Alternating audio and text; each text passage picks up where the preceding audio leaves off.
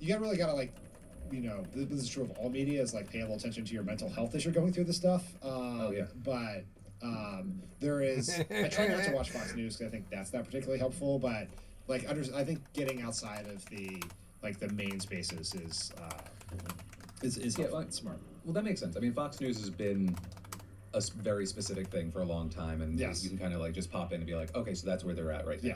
Or that's the line they're hitting. Whereas there's so much more happening, and I think what we end up seeing is that even if cable news is setting most of the conversation up, or at least where things are gonna stem from.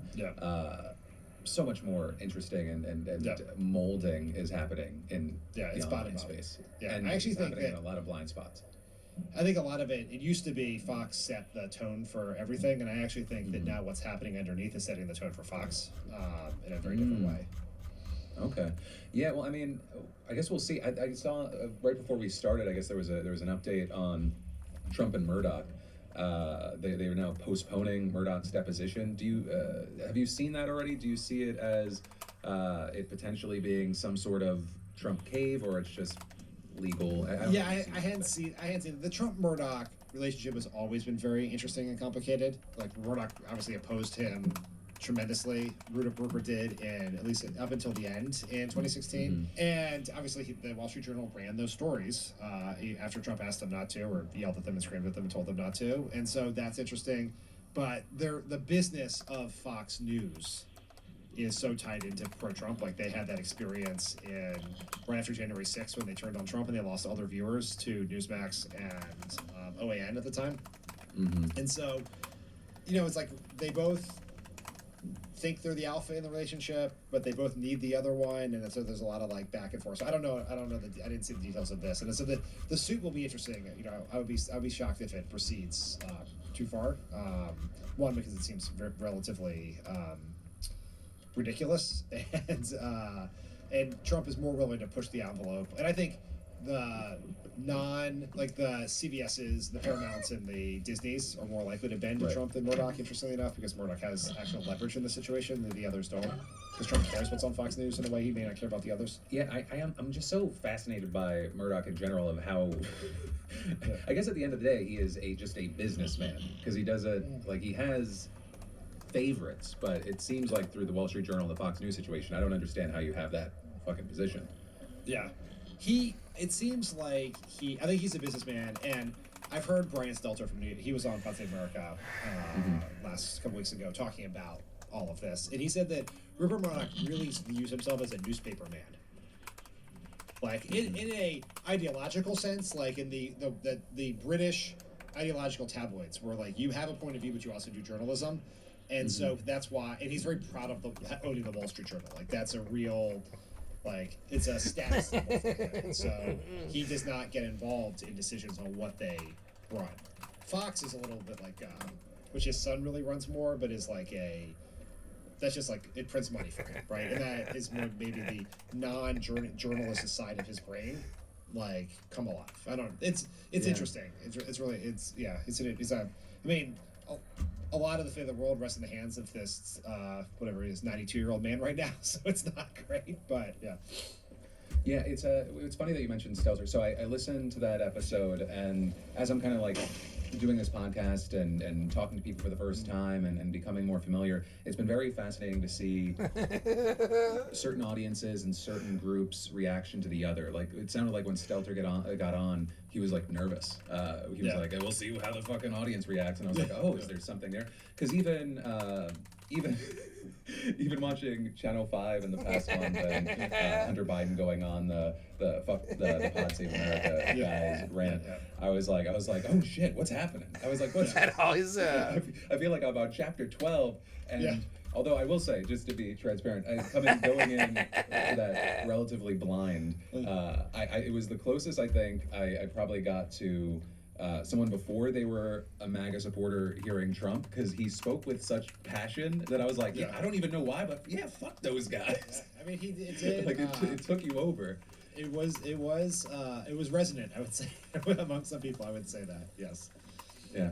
Do you feel like that was just a quick moment in time, or it's passed? And like, do Is that a situation that's continued, I guess? I think when we sort of were like very public about the idea after the debate that Biden should at least entertain the idea of dropping out. Like, that was a very controversial position for us to take. It's very controversial for me personally. I'm from Delaware. I've known Joe Biden my whole life. Not well, but he's been like in my life, and I worked with him in the White House for 6 years. And there were people who we're very good friends with who we're not friends with now because of that. Who worked in the Biden White House and were very upset by that. There's still some lingering tension, I think, which was brought to very vivid and evocative language by Hunter Biden. That tension among some people in the Biden world still very clearly exists, and that's an unfortunate situation. Like, I wish that was not the world we were in. I very much agree and stand by the position we took back then. But that is a lingering point of tension among some people. Some of them were I think our audience was with us for this, but there were some people who probably listened to us before that who loved Joe Biden and disagreed with that and maybe don't listen to us now. There's people who had probably never heard of us or who came aboard because of that. Like, our audience has grown since then. But yeah, I mean, it's uncomfortable. Like, I was uncomfortable by the Hunter Biden thing because, like, I like Joe Biden a lot. Like, I liked working with him. I think he's it was a great vice president, and it's an unfortunate situation. Dan, before I let you go, is there any kind of last thing that you want to hit on, whether it be what the Democrats need to do, the future going into the midterms, anything? I always like to, when possible, open it up. Yeah. I would just give we are staring down the barrel of a possible government shutdown at the end of next month. Government funding runs out. The Senate could not even agree to pass some nominees at the end. Democrats stood firm, which is what I want them to do, but this is going to be a very big deal, and I think could last for a very long time with real dramatic effects. And so I think people have it, because it's August, that people are thinking about it, it's the end of September when government funding runs out, and there's no real path to do it. And Democrats very rightly believe, why should I cut a deal if I appropriate all this funding and then you just freeze it? Like, what role do we have? And so this is going to be a very interesting, highly consequential month in Congress coming up. So everyone should enjoy their August, and then we're right back in the soup after Labor Day. I don't know if people are going to be able to enjoy their August, but Dan, I appreciate you. Thank you for the time, man. Thanks for doing it. Thanks for having me. In November of 2018, in the wake of Stanley's death, Bill Maher, comedian and wealthy talk show personality, wrote a short post for his Tumblr account. Yes, Bill Maher has a Tumblr. The title of the piece is Adulting, and here, let me just read the first few sentences. The guy who created Spider-Man and the Hulk has died, and America is in mourning. Deep, deep mourning for a man who inspired millions to, I don't know, watch a movie, I guess? Someone on Reddit posted, Hanzo Immortal Bow changed me. In a world that included Stan Lee. Personally, I'm grateful I live in a world that included oxygen and trees, but to each his own. Hanzo Immortal Bow changed me. 3 paragraphs scolding adults for caring about Marvel and Stan Lee. The assumption everyone made back then, both the adults and the kids, was that comics were for kids, and when you grew up, you moved on to big boy books without the pictures. As you might imagine, the internet got quite mad about this one. There were many upset people, many tweets, many articles about this subject, I got bow jobs. Eventually, the outcry led Bill Maher to raise the subject again, this time on TV. In a 2019 editorial segment called Grow Up, Maher responds to his haters, and it's really something. Bragging that you're all about the Marvel Universe is like boasting that your mother still pins your mittens to your sleeves. So this segment is obviously very stupid. For one thing, I genuinely don't understand why Maher would care about this at all. I'm not huge into Stan Lee comics, so I can't speak authoritatively on the subject, but even accepting that they were traditionally written for children, I don't think it's stupid to enjoy and sentimentalize them. I love Charlie and the Chocolate Factory and The Wizard of Oz and old Disney films, movies that are very much aimed at being fun for a child audience, and I don't think that makes me, immature or stunted or whatever. Media for kids is good sometimes, obviously. Spookly, watch your webs and you'll see Halloween is our pumpkin. But also, the blog post and editorial segment are simply very mean, needlessly mean. Stan Lee, a legend in his industry, had just died, and even if you believe his work should be read exclusively by children, that doesn't mean you have to, like, spit on his legacy. Deep, deep mourning for a man who inspired millions to, I don't know, watch a movie? Like, this was a person and an artist, and he's dead. It's genuinely very rude. But here's the thing, I have to make a bit of a confession here. This shit just inexplicably makes me laugh. Bill Maher is acting like such a condescending asshole and about an issue so minor, so stupid, so likely to make everybody mad, that it just kind of puts a smile on my face. By the way, if someone says you're being childish and you react by throwing a tantrum, you're not Iron Man. You're Irony Man. Like, I don't know Ball if I'm laughing physics. with Bill or at him. I suspect it's a combination of the two. But I crack up when Mar says, I'm Ball not glad physics. Stan Lee is dead. I'm sad you're alive. I like this part where Mar talks about Marvel and racism. Other people tweeted things like, I learned about social justice and racial tolerance by reading comic books. Okay. but Okay. now you have pubic hair. Read James Baldwin. Read James Baldwin. Read Eric Dicey. But it's done, but it's kind of ironic, Read right? James You learned Baldwin. about racism from the Hulk. Nice Okay, talking well, to you. I learned about it from Malcolm X, so fuck off. Also, when I first saw it, I laughed weirdly hard at this Yogi Bear joke. Until I saw that 40,000 Twitter followers unfollowed me like that. To which I say, good riddance, follow Yogi Bear. Like, it's such a cheesy line, and Mar delivers it with so much confidence and pride that I can't help but enjoy. Go follow Yogi Bear. Bill Maher is a troll, is my point. And maybe this is my own inner 12-year-old coming out, but there's something kind of fun to me about a troll. About being needlessly incendiary and stupid and mean. Still, being an annoying troll isn't funny on its own, is it? I don't just laugh whenever somebody's a douchebag. No, what I think makes this segment Ball kind of physics in a work bag. is that Bill Maher Bring is back being nudity. fundamentally honest with us. Yes, Stan Lee died. Yes, his work was overwhelmingly popular among Welcome back. children. Yes, Anytime. Bill Maher made a very rude blog post about it. Yes, lots of people got mad at him. Every step of the way, Maher's jokes, his arguments, are founded on information that he Marsars. provides to his audience. Information that we can think on, come to conclusions about. The monologue has integrity. It's not bullshitting us, and that's what allows it to feel a bit satisfying, stupid in a funny way. So, why am I talking about this Bill Mantra Maher Mercer monologue from May. 7 years ago? Well, it's to give you a taste Mantra of what Mercer Bill Maher May. means or meant to me. I remember as a kid on a road trip with my father listening to an audiobook where he shared his new rules, I just pithy run faster. one-liners about how culture should be. No, I just run conservatives faster. have to stop abandoning their heroes just because they come out of the Mantra closet Mercer to May. reveal that they're sane. I just New run rule, a new faster. cashier line Sorry. opening up at the drugstore does not mean that human civilization is I just broken run down faster, and the sorry. rules of society no longer apply. New rule, the stage show Stomp must change its name to Shut the Hell Up, I Can't Hear Myself Think. I remember his film, Religulous, where he just walked around being rude to religious people. How can smart people, how can they believe in the talking snake and people live to 900 years old and the virgin birth and... It's all the same shtick, right? Mar is a smug liberal archetype. He makes out his every opinion to be divinely ordained, and he genuinely acts like he's the smartest man on planet Earth. That shtick is annoying. I've never been a fan of Mar, but it's also straightforward in its own way. I can imagine why somebody would like it. Over the last few months, I've fallen down a bit of a Bill Maher rabbit hole, watched editorial after editorial from him. And I know it might sound strange, but the more of Mar's work I watch, the more I look back at this video, where he, for no apparent reason, shits on the fans and legacy of a recently dead artist with a kind of nostalgia.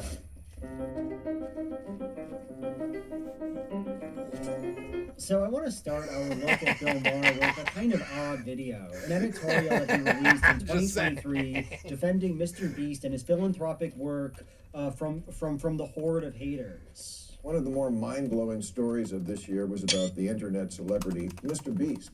and how he was always getting raked over the coals for a series of charitable endeavors. So look, I know that Mr. Beast is a controversial figure on the internet, particularly with regard to his philanthropy, but this video isn't actually about Mr. Beast, right? Like, I don't care about this 101 facts activity book about Mr. Beast. I don't care about Mr. Beast's lab storms 5 micro beasts inside. You know, that's not what this is about. I don't care about Mr. Beast Lab, make your own Mr. Beast. That doesn't mean anything to me. I don't care about No, I'm attacking, no. Mr. Beast hat that I bought that I bought and it makes me look fucking sexy. It doesn't matter to me. Rather, I want to look at this editorial because it's kind of a perfect case study for understanding who Bill Maher is as a writer and political thinker. I'm less interested in the material. I'm more interested in looking really meticulously at the way it's constructed, how Maher takes us through his argument. Maher starts by talking about a Mr. Beast video where Jimmy Beast pays for cataract surgery for 1,000 people. Cool, huh? Wrong. He filmed their overjoyed reactions, which to many made him a performative altruist. A Washington Post reporter tweeted, "What truly needs curing is society's view of disabled people." And BuzzFeed agreed, Mr. Beast seems to regard disability as something that needs to be solved.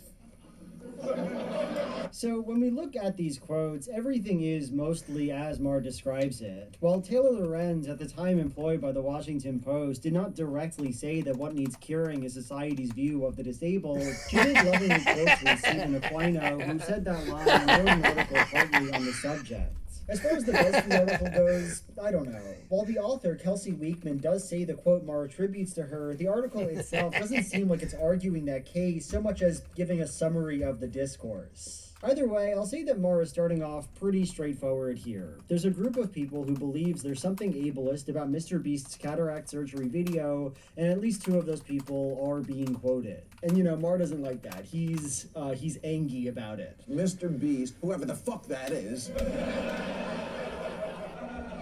just cured them and you didn't do shit. Things get a bit more strained after this point, though. Let me play you Maher's next example of a Mr. Beast hater. Mr. Beast, in another dick move, funded the construction of 100 wells across 5 countries in Africa to provide clean drinking water to 500,000 people. Good thing, right? No, the founder of a charity called Face Africa called it kind of frustrating that overnight this person comes along who happens to be a white male figure with a huge platform, and all of a sudden he gets all of the attention. Yes, but you know what else is frustrating? Dying of thirst. So I think it's fair to say that Maher is simply lying here. He's clearly suggesting that Saron Kaba Jones is like calling out Mr. Beast, and that's not true. This quote is from a CNN article, and that article is mostly centered on various Kenyan voices expressing disappointment, saying that it's a shame that random YouTubers are stepping in to solve Kenya's problems as opposed to, you know, the country's government. Activist Boniface Mwangi said, "We are a shameful, horrible country, a begging nation governed by millionaires." And Ferdinand Omondi said, "It's embarrassing that a YouTuber jetted into Kenya on a charity tour to perform tasks our taxes should have completed ages ago." And Jones is basically just agreeing with them, saying that she and others try to get attention on water access in Kenya, You know it. but that nobody cares. Nobody's funding a solution. A white guy YouTuber is more influential than activists and organizations and governments. As Jones said to CNN, "I've been doing this for 15 years, but we've been struggling to continue the work because funding, awareness, and advocacy all take work." She goes on in this video to praise Mr. Beast for what he did, though obviously Bill Maher does not see fit to include that. I wonder why. And we see Maher being dishonest just a few seconds later, albeit in a more subtle way. Another thing this asshole did in Africa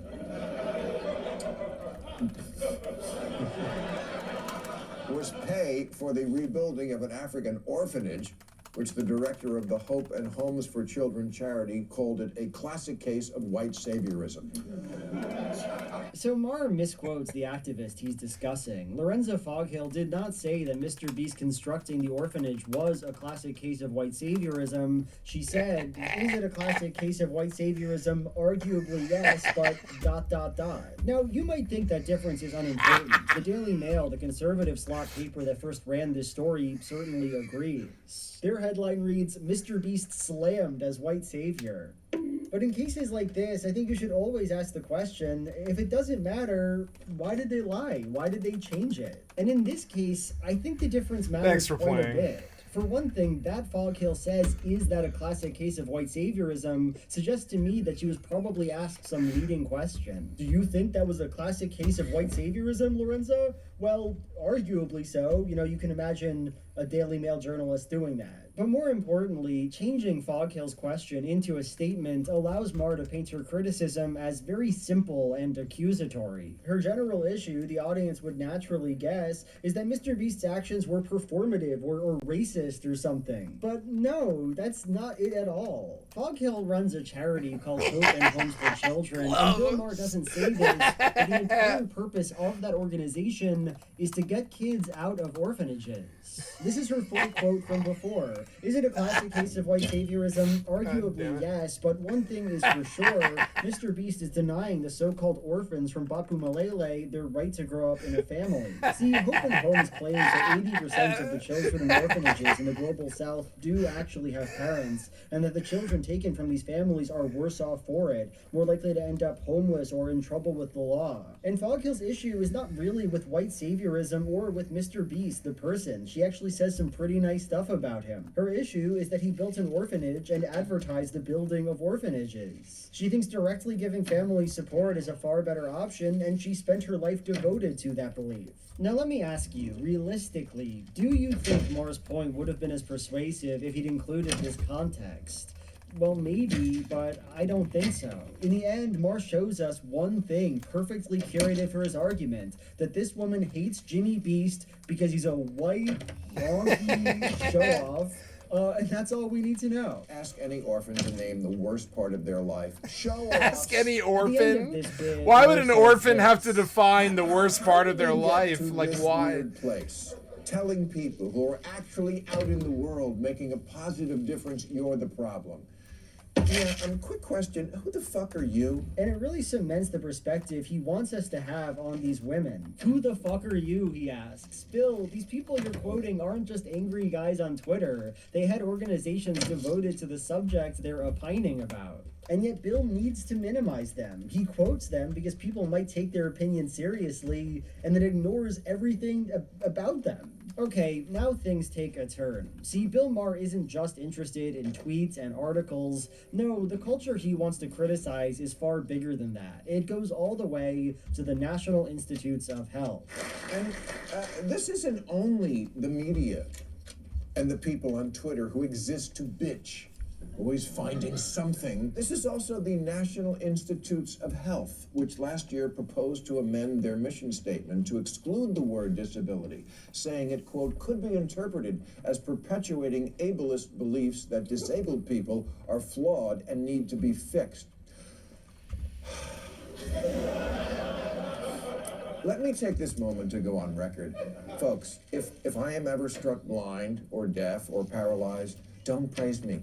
Fix me. I would say this is the part of the video where things start to feel like gibberish. Like Maher says, this isn't just confined to Twitter or media, which exists only to whine, but what exactly isn't confined to those things? What issue? So far, the problem has been all about people being overly critical and judgmental, right? Poo-pooing Mr. Beast. Bill Maher is a huge Beast head, you see, and so he hates to see people, coming after his boy. Bill Maher loves Beast games. Bill Maher would love to try ice creams at different levels of price. He doesn't like to see his hero being taken apart like this. But that problem doesn't seem to extend past the media, at least not in this case. The NIH isn't against Mr. Beast or against giving away cataract surgery. They actually work with an organization that does that. No, when Mars says this goes further than Twitter and the media, he is actively conflating two things that have almost nothing to do with each other. Yes, both Stephen Aquino, the guy who wrote the anti-Mr. Beast article from before, and the NIH want to destigmatize disability, but that's a very loose connection, right? And one that has nothing at all to do with the supposed thesis of the video that we spent like 5 minutes talking about. At this point, Mark takes aim at a new issue: how liberal woke type people turn everything into a political identity group.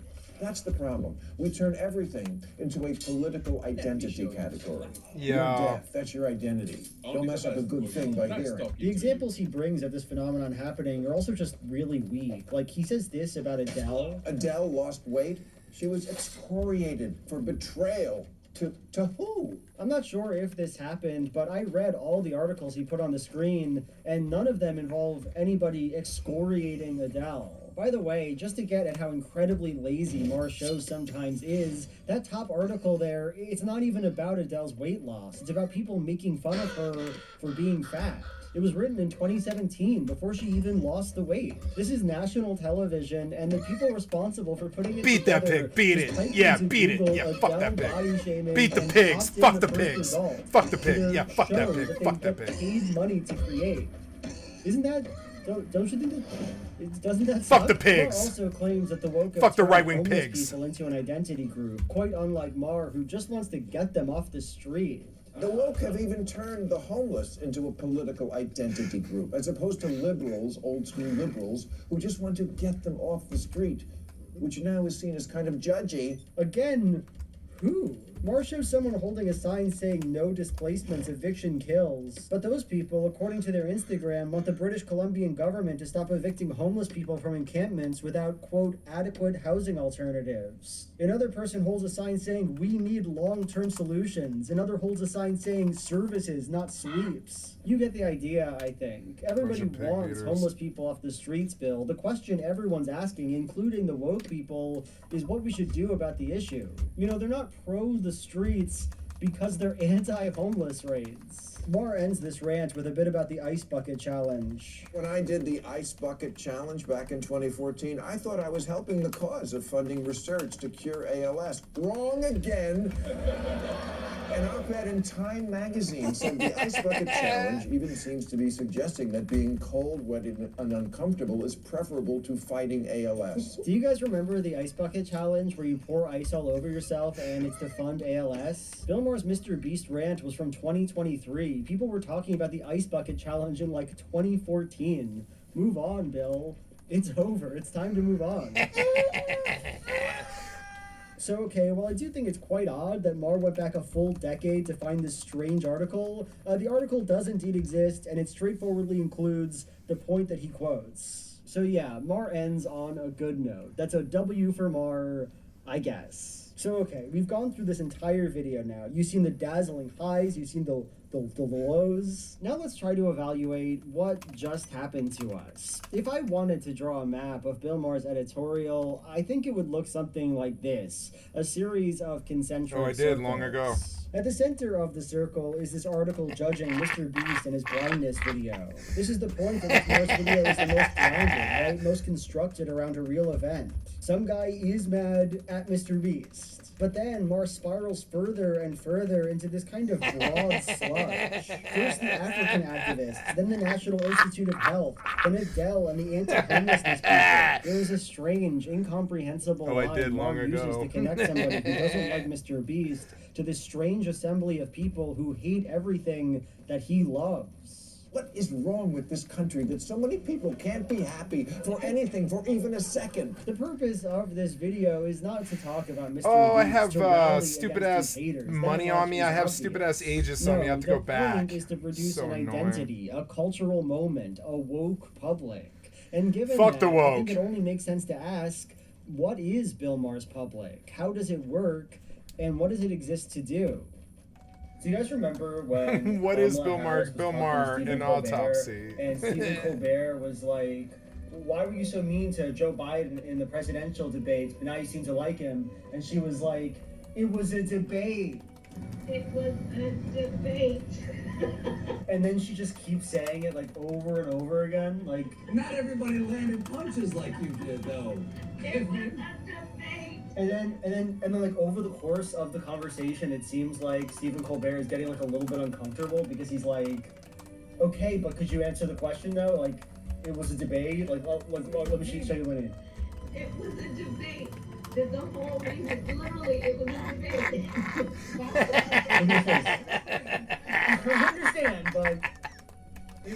but could you answer it? I think when I look back, that was one of the worst days of my life.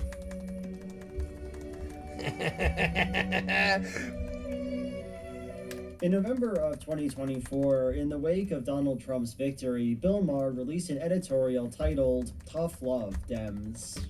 Someone must tell the usual suspects on the far left that the saying is, when you're in a hole, stop digging, not keep digging. The segment, as you can no doubt guess, is about the many failures of the Democrats that led to their losing the election, and let's watch a bit of it together. You wear Queers for Palestine t-shirts and masks 2 years after the pandemic ended. And you can't define woman, I mean person who menstruates. You're the teachers union education party and you've turned schools and colleges into a joke.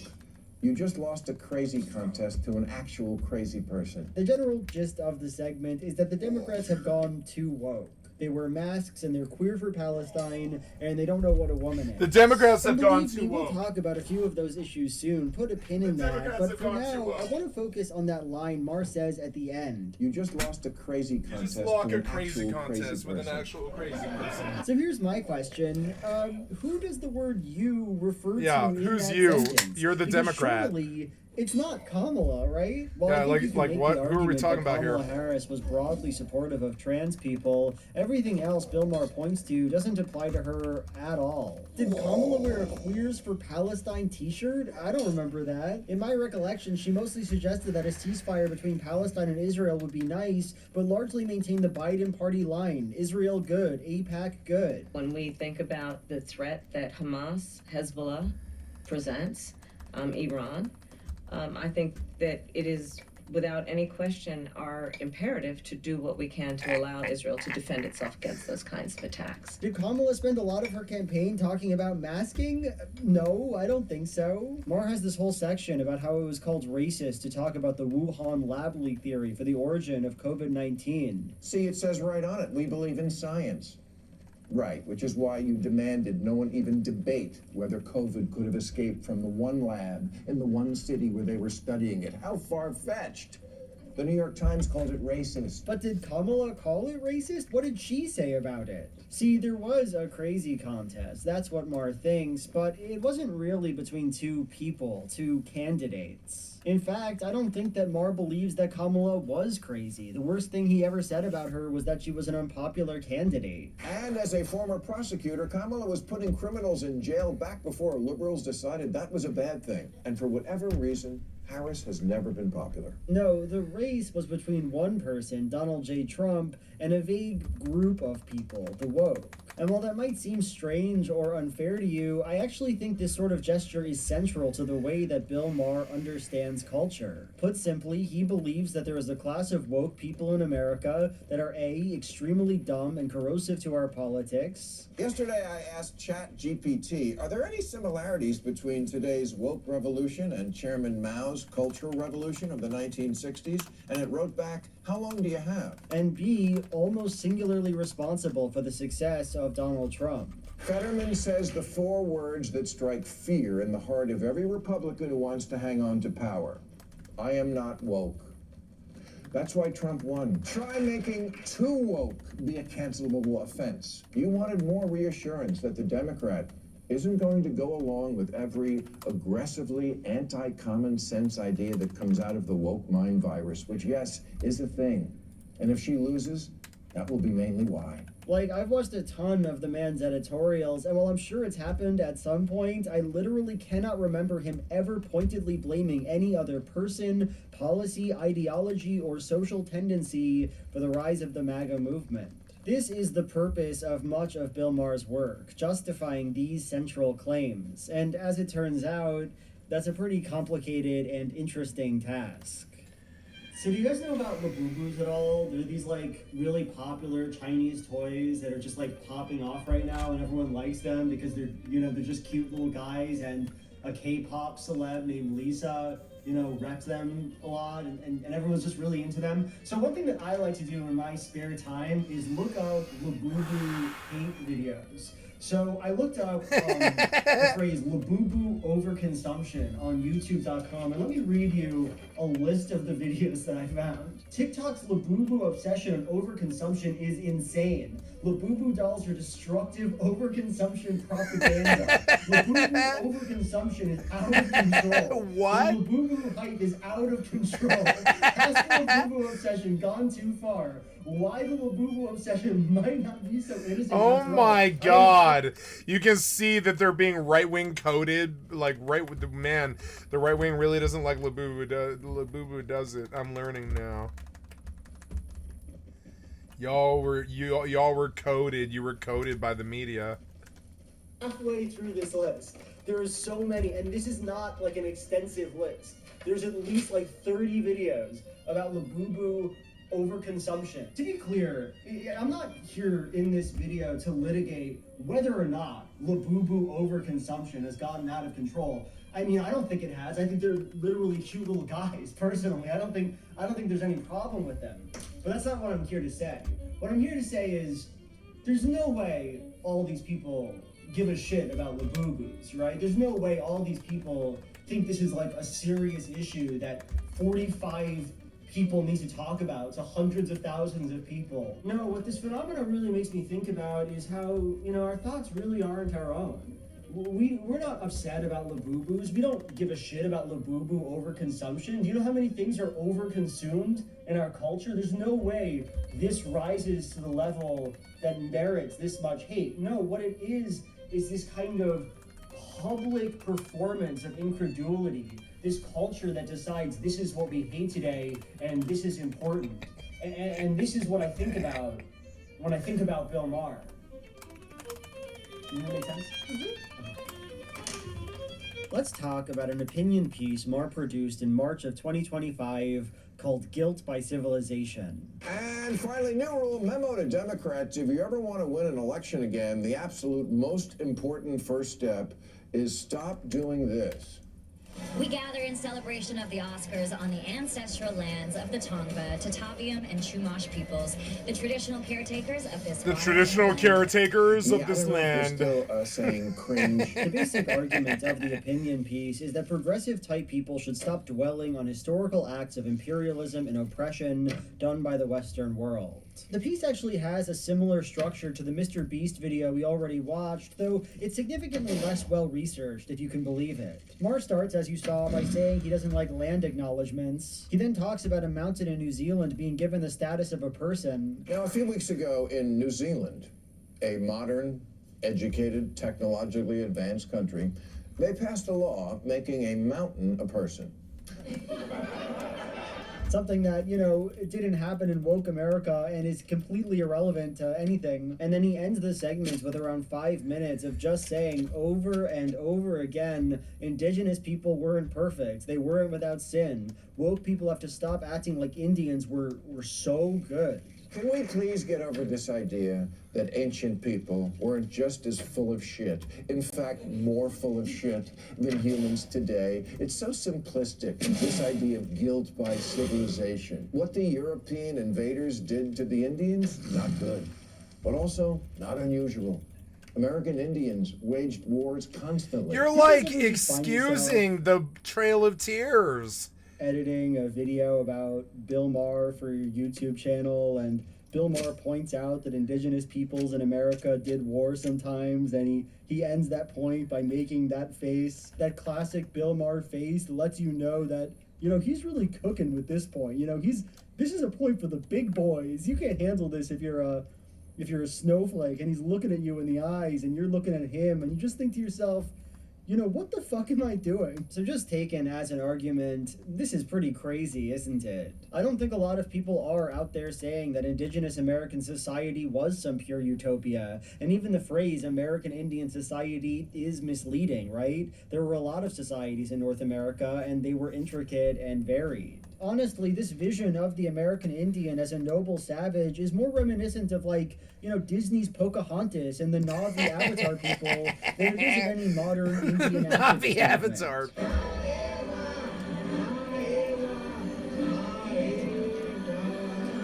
And that's probably why Mar doesn't quote a single person who says anything he's ranting against, not once in the whole video. More to the point, I don't think the desire to take accountability for anti-Indian atrocities comes with the implication that Indians were perfect people. Like, I'm a Jew, right? And I don't think Jews are always amazing. We're human beings just like everyone else. I don't agree with everything Moses got up to. But Bill, that doesn't mean we have to dredge all that stuff up at Auschwitz, right? Yeah, what Adolf Hitler did was bad, but the Jews were no angels, right?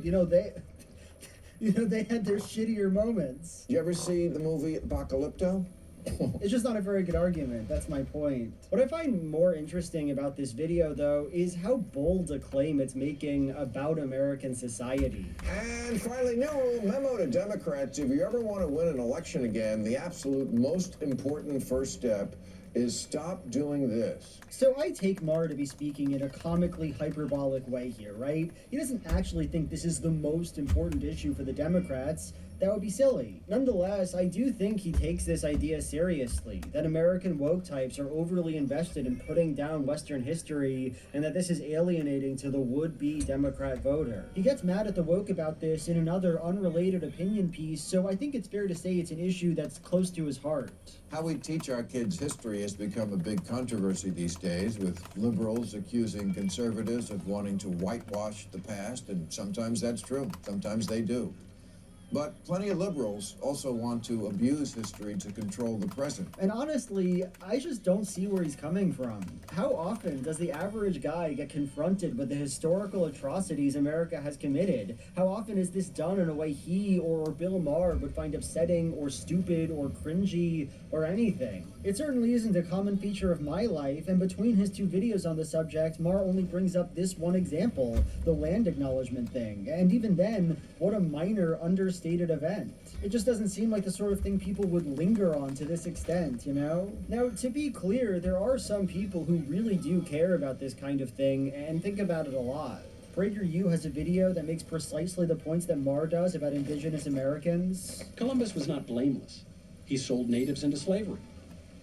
But the explorer did not invent slavery, which was common around the world long before and long after Columbus's time. The movie God's Not Dead, We the People, has a whole bit about how liberals want to tarnish the name of our beautiful founding fathers. And as far as owning slaves, absolutely some did. What the fuck was that? But many did not. But they all get tarred with the same brush. But why? Donald Trump, in his first term, introduced the 1776 Report, a work of quack history meant to reinstill patriotic values in American education and which wholly omits talk of American Indians. It will encourage our educators to teach our children about the miracle of American history. But see, the mere presence of these people isn't enough to make Maher's case compelling. Each of the works I just listed are made by diehard conservatives, right? Do they really represent votes Kamala Harris stood to win? And if so, what could she do to win them? Lie about and distort American history like they do? Did the land acknowledgement at the Oscars really cost the PragerU vote? And Bill Maher, of course, doesn't answer these questions. It's not merely that he provides no evidence for his claims, no polling or interviews that suggest that woke judgment of American historical figures are some front-of-mind issue for much of the electorate. He also just doesn't explain the basic mechanism through which this theory is supposed to work. Which people are being alienated? What do those people believe? How serious is this quote-unquote problem? This is the first and maybe the most essential quality of Maher's woke theory of modern politics. We must never be invited to understand how or why it works. Okay, let me pause for a second. My point in this video is not to suggest that I have the answer for why Kamala Harris lost the 2024 election. I originally included a rant here about all the reasons I think Kamala lost, but I couldn't figure out why you should care about my opinion so I cut it out. Suffice it to say, while I disagree with Mar's wokeness hypothesis, while I think other factors were far more important to Kamala's loss, that's not actually my main issue with what Mar's saying. Rather, my problem is, he's just kind of talking, like there's no substance to any of it. I think Mar, in all of these videos, is basically just taking his own personal gripes with woke culture and saying, because I care about these things, they must be of vital importance to the nation. And, there are some glaring problems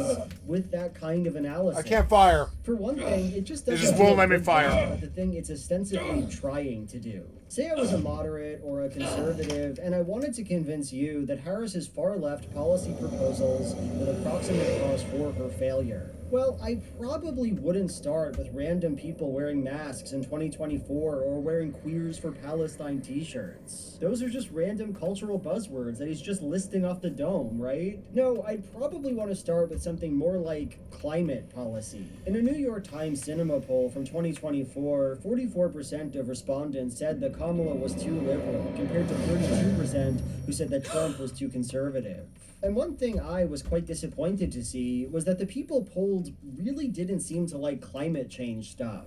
A slim majority were opposed to banning fracking, and 66% somewhat were strongly supported increasing fossil fuel production. This isn't a small issue. Kamala Harris ran a pretty environmentalist campaign in 2020, supported the Green New Deal. And while she tried to distance herself from that, it would make sense that voters wouldn't believe her. Now, am I saying that Kamala lost because of her support for the Green New Deal in 2020? No, I'm definitely not saying that. But I think that certainly is one argument you'd want to make if your goal was to convince people that Kamala was too progressive to win. So why doesn't Mar include this point, one about an actual policy that Kamala supported and that quite a lot of people seem to dislike?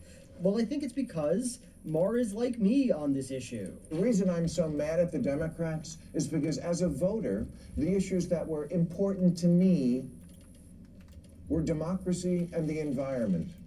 And now, there's no one to champion or defend either of them. He really wants us to do something about global warming, and so that stuff, it can't be woke, right? Things I like can't alienate conservative voters. That would be unthinkable. And that leads us to a bigger issue.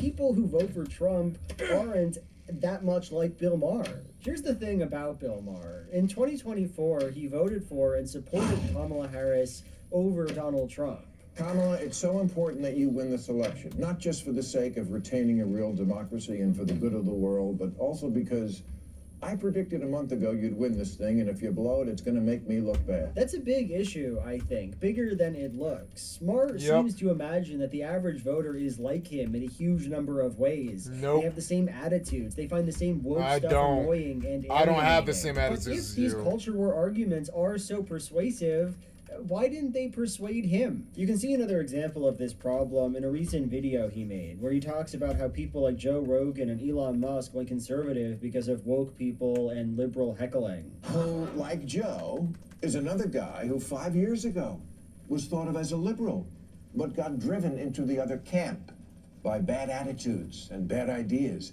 A reversal I completely understand, although I would never emulate. I also see the woke mind virus. I just don't jump from frying pans into fires. He makes a reference there to himself, right? To how he understands perfectly why leftist heckling might drive somebody toward the right. But then we have to ask, based on this logic, why isn't Bill Maher a self-declared conservative? What's so spectacular about his brain that he didn't succumb to this kind of social pressure? It's totally unclear. See, the problem is that Maher seems outright unwilling to consider the possibility that he might be quite different from other people, have different political and ideological priorities. Elon Musk disowned his trans daughter. He seems to believe that white genocide is happening in South Africa. He has donated hundreds of millions of dollars to Donald Trump. He is obviously pathologically obsessed with having an ever-expanding brood of children. The other week, he seems to have pressed the Nazi button on Twitter and made Grok AI the Hitler robot. Point being, Elon Musk is an eccentric guy. Why would we assume that the reason Maher might be inclined toward the right, people being mean to him on the internet, is the reason that Musk was inclined toward the right? They tried real hard to cancel Rogan a few years ago. And when Elon hosted Saturday Night Live in 2021, well before he was a Trumper, Some of the cast members gave him the cold shoulder for the sin of being rich. You think people don't remember when you do this shit to them? That it's not going to have blowback? Now me, again, you don't have to win me back because I never left. Marr here just straightforwardly Yes, you lacks a did. theory of Yes, you mind, did. right? And that's not very good if you want people to take your political opinion seriously. And leaving all this aside, perhaps the biggest issue with Marr's methodology is that he fails to recognize how he's putting his hands on the scale of this culture war. Let me ask you a question. Who is more likely to decide that progressives are constantly guilting them about indigenous Americans and that it's a big problem with the culture of Democrats? Someone watching the Oscars or someone watching Bill Maher make a horrible argument about it for 8 unyielding minutes? See, Marr believes that wokeness is a big problem, but in truth, he's actively in the business of producing wokeness. Finding articles and misquoting them for his 2-minute anti-liberal hates, taking extremely normal things, people saying that America's past had a lot of cruelty and bloodshed, and strawmanning them, pretending they're horrible or stupid or delusional. Bill Maher is not some passive observer in culture. No, he actively creates the moral justifications for voting Trump that he then condemns. And given that, I think his ability to look at this issue with any kind of distance or objectivity is deeply in question. Of course, he says that his weekly cringe compilations are important political commentary. You know, that's literally his job. You might assume that all these problems would present some issue to Marr's worldview, but the advantage of his vibes-based method is that it doesn't require or even really permit explanation. Marr is the oracle of political truth, and he has determined that the world works in this remarkably simple way. There's the American voting population, and there are woke people, and when the voting population sees the woke people, they decide to vote for Donald Trump. That's it. That is all we need to know. And this simplistic, hard to pin down way of understanding the woke public only becomes more important as we dive deeper into Marr's work. So if you're aware of Steven Crowder, the conservative political commentator, you might be aware of the fact that in his earlier career, one thing he really liked to do was dress up as a woman and go to events and make jokes about trans sorts of stuff. Like, in this video, he's at like a Democratic convention. Stephanie, with all the frequencies of a feminism, and I am here at the Women's He's like a woman. to march for progress and equal rights, which are human rights, and we're just going to see what they're marching. So basically in this video, he literally just has a pretty good time at the Democratic convention. Like, there's no problems, everyone's just super nice to him. But there's this one moment that I find really interesting, like 40 seconds in, and let me find it and play it for you. We quickly found out that nobody questions, criticizes, nor runs security background checks on trans. We quickly found that nobody questions, criticizes, or runs security background checks on trans people. At like protests, like to go to random fucking protests, nobody does background checks. It's just an interesting line because there's this sort of implication of injustice going on, right? Like, nobody should have allowed this random fucking person into the protest. Nobody should have let him go. But when you really think about it, he's not referring to anything. He's just having a good day at the protest.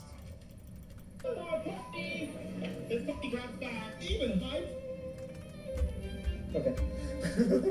Okay, let's move on for a while and talk about trans people. That's kind of the essential woke issue these days, right? And it's something Marr has strong feelings about. So let's get into it. It's actually pretty revealing, I think. At times, it seems like Marr's main problem relating to trans stuff is with kids getting gender-affirming care, puberty blockers, hormone therapy, etc. Yeah, all that The answer can't drugs. always be Yeah. that anyone from a marginalized community is automatically right, trump card, mic drop, end of discussion. Because we're literally experimenting on children. He has a video where he claims that puberty blockers might prevent people from having orgasms based on nothing. We do know it hinders the development of bone density, which is kind of important if you like having a skeleton. Fertility and the ability to have an orgasm seem also to be affected. It's really nothing, by the way. That person he quotes, Marcy Bowers, seemingly just said this about puberty blockers. There's no evidence, no testing, no reason to believe it's true. Anyway, later on, Marr drops the concern over puberty blockers and makes this kind of propagandistic half-joke about giving kids bottom surgery, something that essentially never happens. Maybe the girl who hates girly stuff just needs to learn that being female doesn't mean you have to act like a Kardashian. Oh, it's so risque, his opinion. Maybe but it's actually just fucking anti-trans. Besides, hand me the dick saw. You get the idea, right? He's just asking questions. He's just worried about the kids, and you can never be wrong or biased or overly sensational if you're worried about the kids. Sometimes, though, Mars trans discourse becomes way more straightforward and direct. Like, he's mad that people can't define what a woman is, and he's worried about how trans people are so different from gay people. I killed him. Because they weren't born this way. In a fundamental way, trans and gay are almost exact opposites, because gay is all about, I was born this way. Right. And trans is, the way I'm born, fuck that. It's really quite stupid. In the introduction to his recent book, Moore writes, in an attempt to embody the conservative perspective, you on the left no longer understand what humans are, and you are upending even more fundamental norms of life itself. For example, you don't seem to know what a woman is, and we just can't trust the country to people that are that divorced from reality. Yes, I get that argument. It's why I say in one of the editorials, let's get this straight. It's not me who's changed, it's the left. Moore thinks, very obviously, that all this woke gender... What do you mean the left changed? You are the right. Making Democrats look bad. So there's a lot we could say about Bill Maher's treatment of trans stuff, of course, but here I just want to focus on one question. What does Bill Maher want from the Democrats? How does he think America should solve its woke trans problem? Like he says, the Dems can't even define what a woman is, and I get that that's hilarious and awesome. I mean, Matt Walsh made a whole documentary about saying that over and over again. It's that incredible. What is a woman? But what does Mark think should be done about that question? Did he want Joe Biden to go on a stage and say, oh yeah, trans people? Fucking stupid. They think they're women, but according to my dick and balls definition, they're not.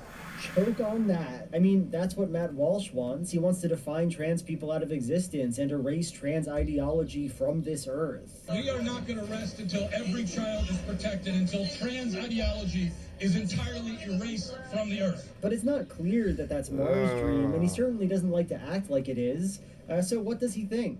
Maher thinks healthcare for trans children is a huge problem. Alright, what's next? Should we ban this kind of care? What kind of trans healthcare gatekeeping does Maher find appropriate, and to what extent are we not meeting that goal? In his opinion piece, Maher is totally non-committal, wishy-washy. I'm sure the vast majority of parents do not take this lightly, and that is very hard to know when something is real or just a phase. And I understand being trans is different, it's innate. But kids do also have phases. So what does he want? Where is the woke problem, and what might solving it look like?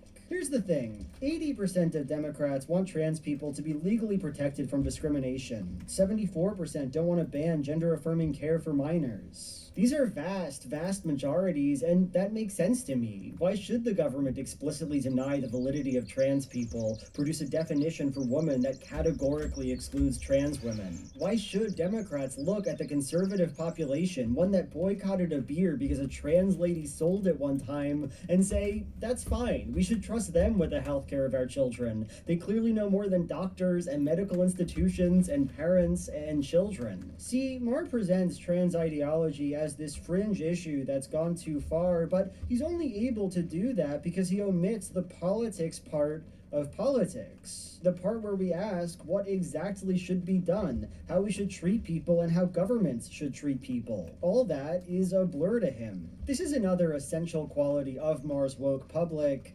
It doesn't totally exist. Even as they do incredible harm to politics, even as they directly cause the election of Trump, we must never see them as people who need to be persuaded or thought about. We're never even given the tools to understand why they suck so much, what horrible things they want. The woke public is real and it's dangerous, but it's not composed of human beings, and that's very much part of the point. So I can explain what I mean, let me talk about another favorite video subject for Bill Maher, how Americans should just get along. He has this one editorial called American Elegy, released in September 2024.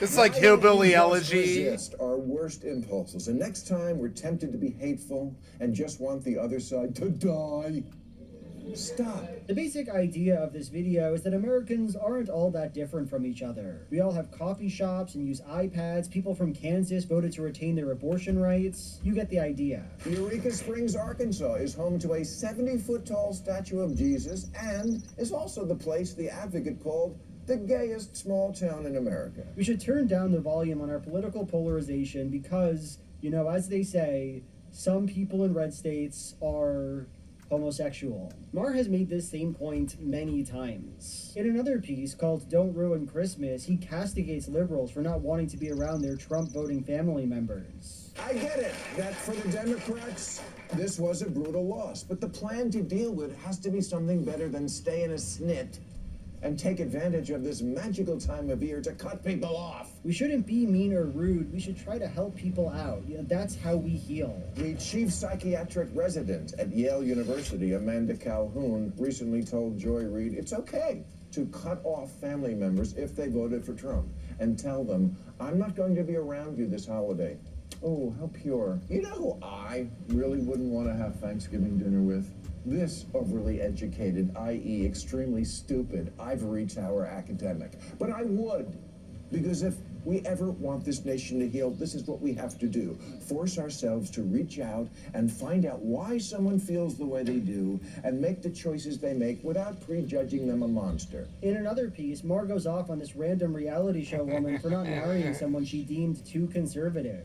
I asked him about, like, Black Lives Matter, and I'm no expert. But, like, when I asked him about it, he was like, I guess I've never really thought too much about it. That affected me. Let me tell you, folks, if the standards on the left are going to be this high and politics is going to be this much of a cock block, we're never going to win elections or have any more babies. This woman wouldn't even get a sham wedding because of the woke. This country's gone to the pits. Because love isn't blind, it's woke. You know, even when Maher criticizes Trump voters for their obsessive relationship to Trump, there's always a real sense of affection to it. In a video made in the wake of Trump being shot, Maher talks about religious MAGA people and goes out of his way to emphasize how kind he is to Christians. Play some clips of his movie Religulous. No one thought that movie was mean-spirited. Not even the religious people I interviewed.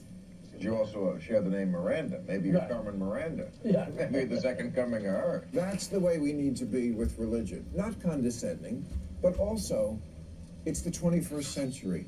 Enough is enough of interpreting every random event as a DM from heaven.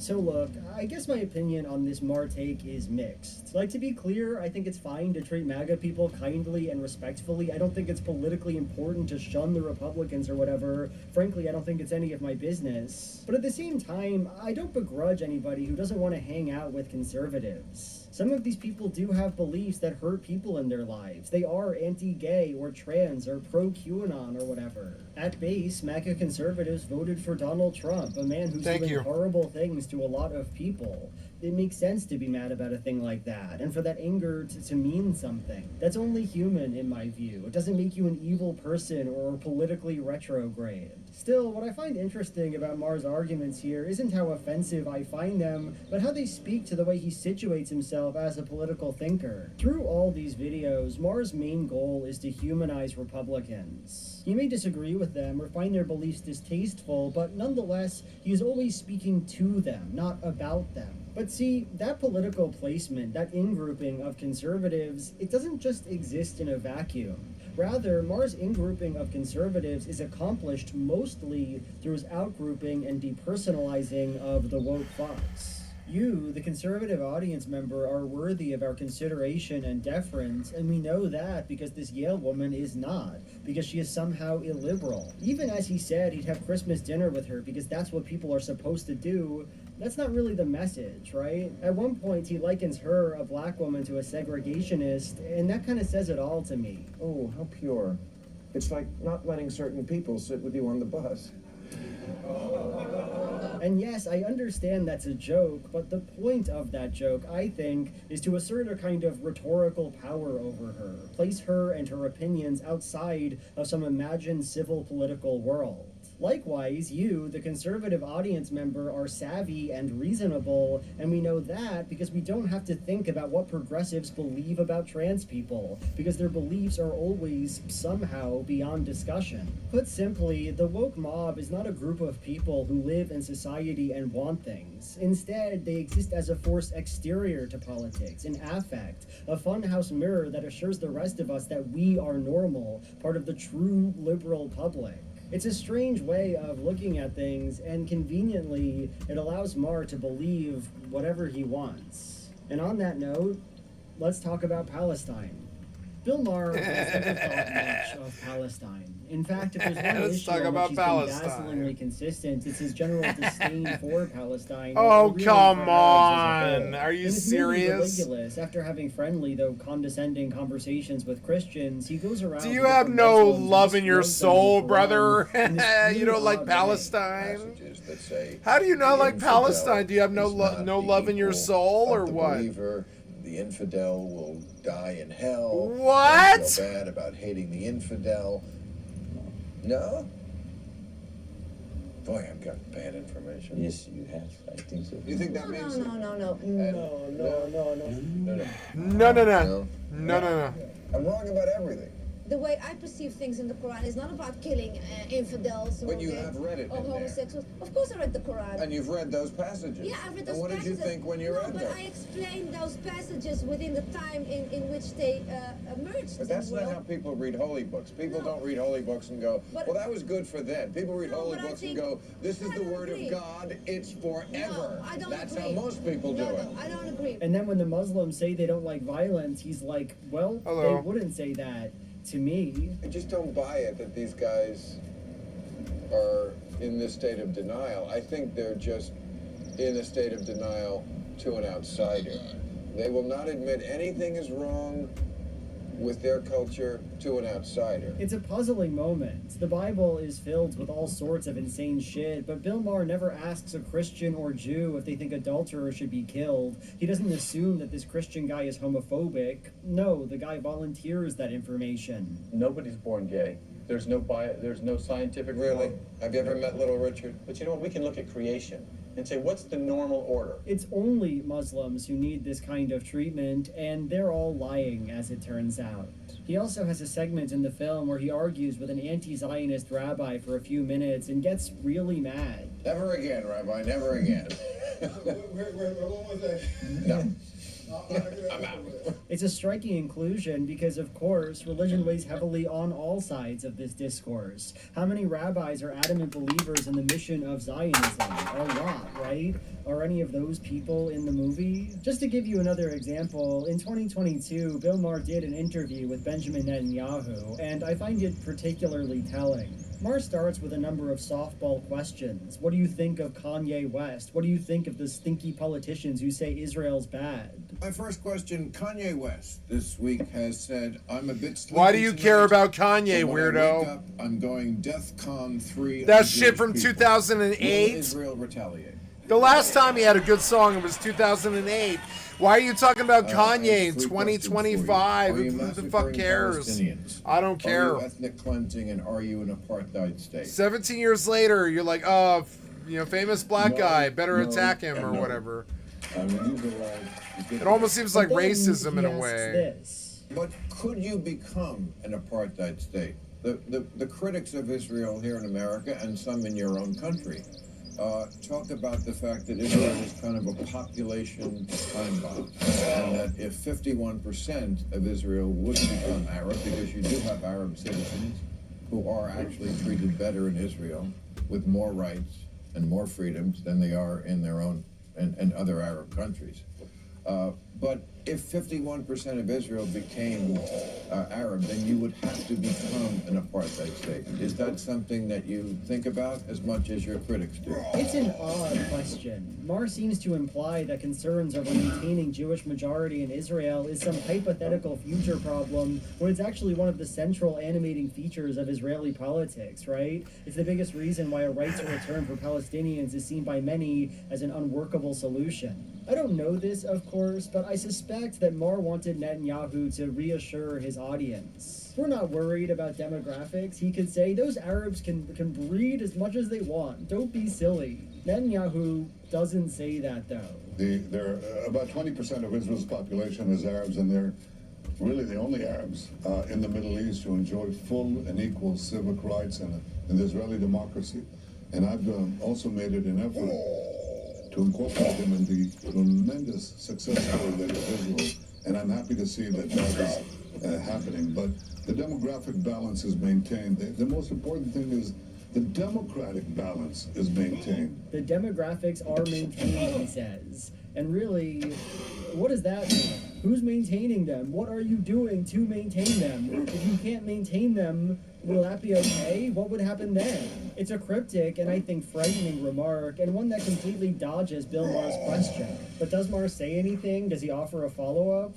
No, of course not. This all leads us to one conclusion. Maher is, and always has been, quite stridently on the side of Israel. He is fundamentally uninterested in questioning Israeli ideology, and that much would be obvious to even the most ardent Maher defender. Because he has a history with this sort of belief, it's not surprising that in the wake of Hamas's attack on October 7th, in the wake of Israel's full-scale occupation of Gaza and its mass killing of Palestinians, Maher would uncritically support Israel. Still, the way he goes about this task is interesting and strange, and I think an extension of the rhetoric we've been talking about.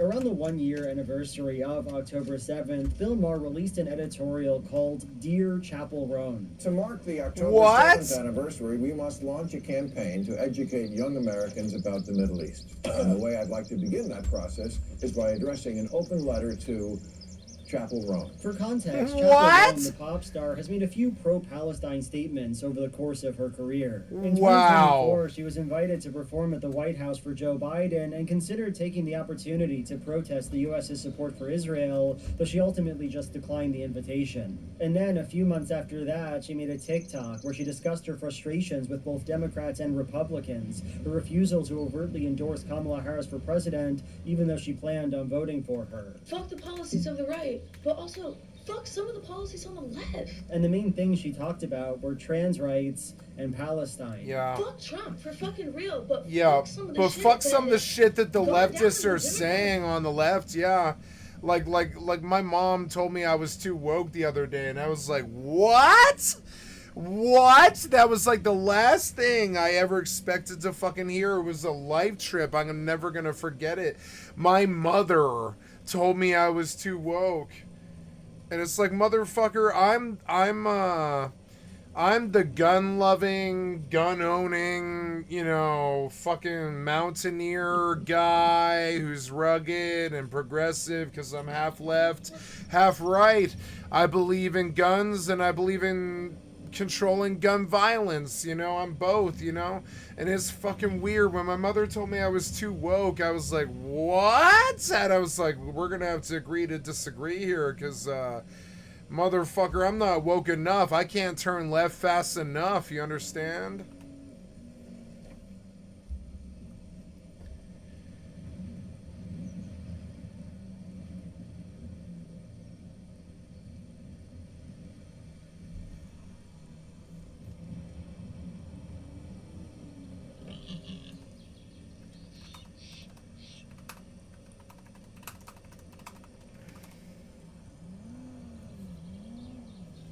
I've not had a bad time. Oops.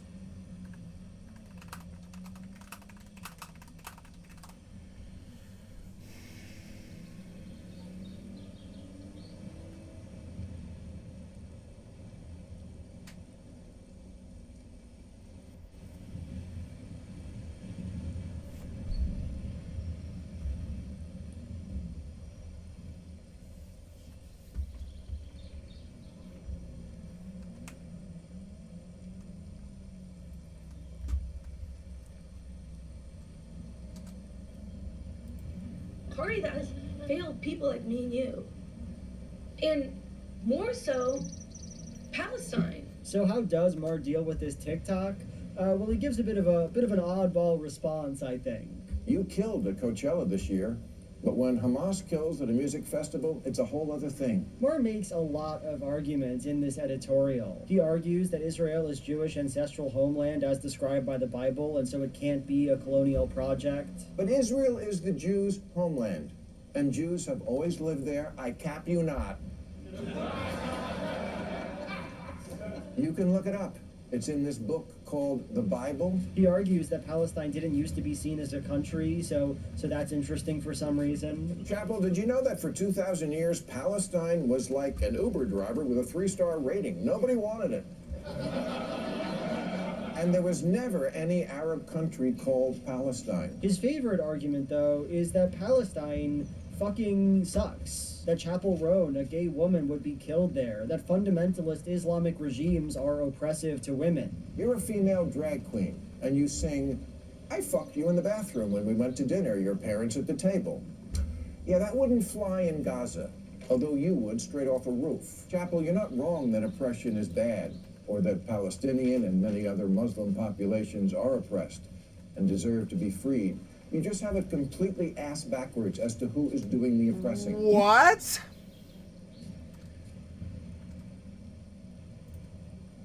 It's weird. It's like weird. It's like a form of the right wing hiding on the left. It's like good old boy right wing.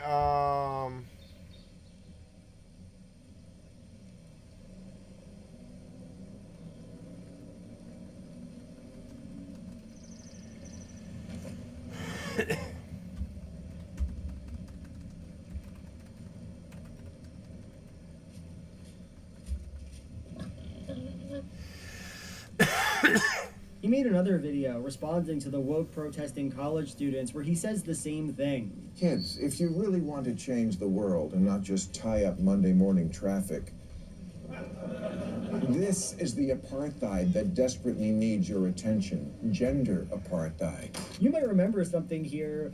This is precisely the same argument that Marr made against woke land acknowledgements at the Oscars. What the European invaders did to the Indians, not good, but also not unusual. American Indians waged wars constantly. You feel so bad about American imperialism, but these people weren't so great. Some indigenous people practice cannibalism, so isn't it best to move on? In another video, he even takes on that same tone. Was it unjust that even a single Arab family was forced to move upon the founding of the Jewish state? Yes, but it's also not rare, happening all through history, all over the world, and mostly what people do is make the best of it. Sure, the Nakba was bad, but these things happen. People are bad in general, so all past injustice committed in the name of Western civilization should be just kind of looked over. In moments like this, it seems Marr almost wants to imagine the current atrocities against Gaza as a historical relic, a potentially unfortunate moment that is somehow already buried deep in the past.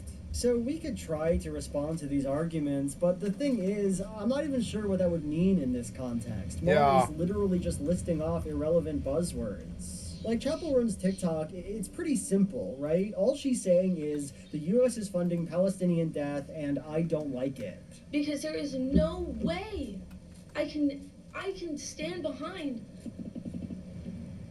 some of the left's completely transphobic. Yeah, and completely genocidal views. I feel the same way. I'm progressive, motherfucker. I can't get behind some of the Democrat views. Yeah, like I can't. Honestly, can't. And completely genocidal views. And if you wanted to respond to I can't. Point, you'd presumably have to actually justify Israel's actions. I think you all probably know this at this point, but Israel has killed at least around 60,000 people. Without a doubt, the true number is far, far higher. 92% of housing units in Gaza have been damaged or destroyed, leaving millions of people displaced without secure access to food and water. Amnesty International concluded that Israel is committing genocide, that they deliberately inflicted conditions of life on Palestinians in Gaza intended to lead over time to their destruction. In their report, they cite Israel's intentional damage to life-preserving infrastructure. They're sweeping and arbitrary evacuation orders, and they're cutting off of aid.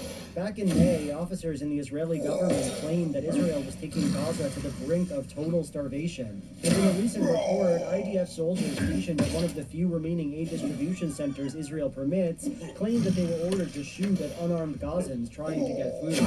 One soldier described it as a killing field, said that, quote, where I was stationed, between 1 and 5 people were killed every day. They're treated like a hostile force, no crowd control measures, no tear gas, just live fire with everything imaginable. Our form of communication is gunfire. This isn't complicated, right? If all that stuff is true, and it is, then it makes sense for Chapel Roan to not like it. There is no history she could learn, no recognition of the badness of fundamentalist Islam, no acknowledgement that every society has done bad things that could possibly bear down on her one-sentence argument.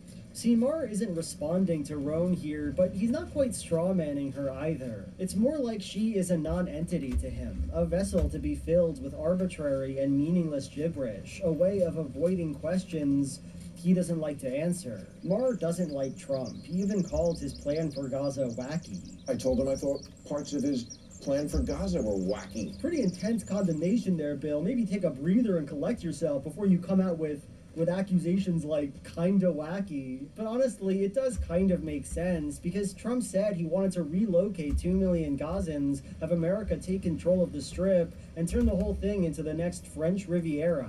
Wacky as it might be, though, there is somebody out there who actually doesn't mind Trump's plan, Benjamin Netanyahu. He seemed downright excited by it. Make Gaza intolerable to the people living there, have them voluntarily move, and then let America have at it for a little while. You know, it sounds great for him. Mar doesn't like religion. He made a whole movie about it, remember that? But not everybody shares that feeling. I alluded to this before, but what of the extremist Jews who settle the West Bank and want to settle Gaza? ארץ זה שייכת אך ורק לעם ישראל, וכל עזה וכל לבנון, כל זה צריכים לשאוף לנקות את הארץ מרוכבי הגבלים. What of the radically far-right religious Zionist party that now has unprecedented power in Israel's politics? Bezalel Smotrich, Ben Gvir. But these concerns for liberalism, for secularism, can be put out of mind so easily. Kids are wearing Queers for Palestine t-shirts, students are protesting apartheid, Chapel Roan is acting woke. That's all you need to say. So during the press campaign for the first season of The Apprentice, that is Donald Trump's reality television show, he went on Ellen DeGeneres and had a conversation with her about the show, and she asks him to explain the premise of The Apprentice, and this is what he says. Explain the premise of the show. Well, it's a little bit of the jungle of New York. New York is the toughest place in the world, and we show the real jungle, and the real jungle is in New York. And Mark Burnett, who's a great friend of mine who did Survivor, I used to tell him, I said, Mark, the toughest jungle, it's not where you are with all these Survivor jungles. It's not the Survivor jungles. It's the toughest jungle is the jungle of Manhattan, the jungle of New York. And he said to me the other day, you know, Donald, you're right. He said you're right. He said you're right. If I had to explain to somebody why Donald Trump is a popular politician, this would be the first clip that I showed them. Because this man is he's terminally comfortable, right? He's just so fucking comfortable saying whatever banal, stupid thoughts pop into his head. He feels zero shame whatsoever. It's not just that he says this sort of insane, rambling, braggadocious thing. It's that there's not a sense that he even understands that it's bragging. He's just so incredibly comfortable all the time. I used to tell him, I said, Mark. That's why I think people like him. So I started working on this video many months ago now, and when I was maybe half finished with the script, Bill Maher got national attention for one of his opinion pieces. Around April 2025, Maher went to the White House to have dinner with President Donald Trump, and he released a segment about it. As you know, 12 days ago, I had dinner with President Trump, a dinner that was set up by my friend Kid Rock, because we share a belief that there's got to be something better than hurling insults from 3,000 miles away. It makes sense that people got mad at this video because it is very stupid. Like, for the record, I don't care that Bill Maher got dinner with the prez. This fact means nothing to me. I do think, though, that it's bad to gas him up for 12 minutes straight because he wasn't mean to you. Trump was gracious and measured, and why he isn't... Trump was gracious and measured. And I can't answer, and it's not my place to answer. I'm just telling you what I saw, and I wasn't high. Maher is shockingly positive about the president. And I wasn't in this high. Video. He spends the entire time talking about how good Trump is at listening, how he takes things in. I've had so many conversations with prominent people who are much less connected. People who don't look you in the eye. People who don't really listen because they just want to get to their next thing. People whose response to things you say just doesn't track, like, what? None of that with him. And he mostly steered the conversation to, what do you think about this? I know. Your mind is blown. So's mine. How he seems much cooler than Obama or Clinton were. And honestly, I voted for Clinton and Obama, but I would never feel comfortable talking to them the way I was able to talk with Donald Trump. That's just how it went down. Make of it what you will. It's a lot, watching it. He was asking me about the nuclear situation in Iran in a very genuine, hey, I think you're a smart guy, I want your opinion sort of way. And I said, well, obviously... Look at him glaze Trump. You're privy to things about it, I'm not, but for what it's worth, I thought the Obama deal was worth letting play out because we made Iran destroy 98% of the uranium, and they were 15 years away from a bomb. And then I said to him, but we got rid of that. You got rid of that. He didn't get mad or call me a left-wing lunatic. He took it in. Wow, he took your constructive criticism, man. He didn't beat the shit out of you. That's pretty awesome, actually. More to the point, Maher's argument just doesn't make any sense to me. Like, at the end, he says this. Look, I get it. It doesn't matter who he is at a private dinner with a comedian. It matters who he is on the world stage. I'm just taking as a positive that this person exists. Because everything I've ever not liked about him was, I swear to God, absent, at least on this night with this guy. And to be honest, I just don't know why that's a good thing, why it's good at all that Trump is nicer and more understanding in person. If anything, that's worse, right? Worse. It's worse to have the faculty of reason, the capacity to be kind, Yeah. and then turn around and That'd do be fake. insane this. I don't remember exactly what we were talking about, but it must have been something with the 2020 election, because I know he used the word lost. And I distinctly remember saying, wow, I never thought I'd hear you say that. He didn't get mad. He's much more self-aware than he lets on in public. Look at him Donald glaze. Trump undermined American democracy in a really fundamental way in 2020. For the first time ever, a sitting president refused to accept the results of an election, and a lot of people bought into his bullshit. They You're like stormed the glazing Capitol it. over it. And it's not encouraging to me that Trump acknowledges in private venues that he lost in 2020. In the business, that's actually what we call admitting to defrauding the American people in a desperate bid for power. Maher wants us to treat this as good, reassuring news, but it's not clear why. Much like any corrupt leader, Trump spends a lot of time wielding access as a political and economic tool. He auctions private dinners to Much people like who buy any corrupt leader. cryptocurrency. He courts unprecedented donations from the private sector. He attempts to prevent reputable newspapers from attending his press briefings when he deems them insufficiently loyal. It is not surprising to me at all that Trump was friendly to Bill Maher in person. The president no doubt understands that Maher is a potential political ally and wants good press from ostensibly liberal sources. This is something a child could understand, yet Maher is either unwilling or unable to understand it. Why? What's going on? Well, I don't have the answer. I can't know the truth, but in some way, I see it as the ultimate expression of Maher's theory of wokeness. The woke mob is an abstract and dehumanized entity. Wokeness exists exterior to the normal public, and we don't have to understand woke people within any kind of political context. Well, Donald Trump isn't like that. He has an interiority. He can laugh at your jokes, act like he's taking things in. He laughs. I've never seen him laugh in public, but he does, including at himself. And it's not fake. He's not the empty husk we were all worried about. He's a normal MAGA conservative. You must have Christmas dinner with him. Maher says that in 2024, Democrats lost a crazy contest to a crazy person, but as it turns out, Trump isn't crazy at all. I guess it's just the Dems then. What's more, because the woke public is the direct and proximate cause of Donald God. Trump's So I'm election, okay. I'm Donald gonna Trump say. kind of I want to is- say why I listened to this video and what I believe. I believe that the right wing has right wing coded my mother through Bill Maher and I don't know what else. But the other day she was like, "You're too woke," and I'm like, "I'm too woke?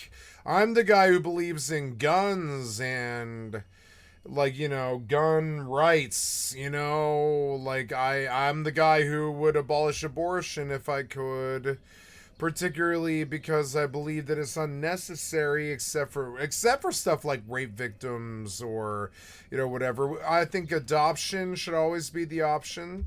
And, you know, so I'm not against abortion and I'm pro-choice. I actually am pro-choice, but I can also be pro-choice and really anti-abortion because I'm like, oh, yeah. Sorry, hold on. Just, oh, jeez. Yeah, that's not too good. Now, you won't fire, and I don't know why. Oh, because I don't have arrows.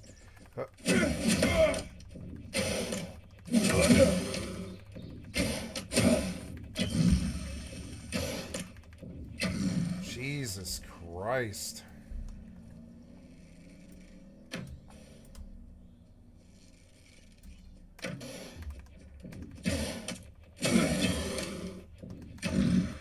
It's because I didn't have arrows those times that I died. I didn't have arrows equipped. Okay. So, between each kill, we reload arrows. Yep.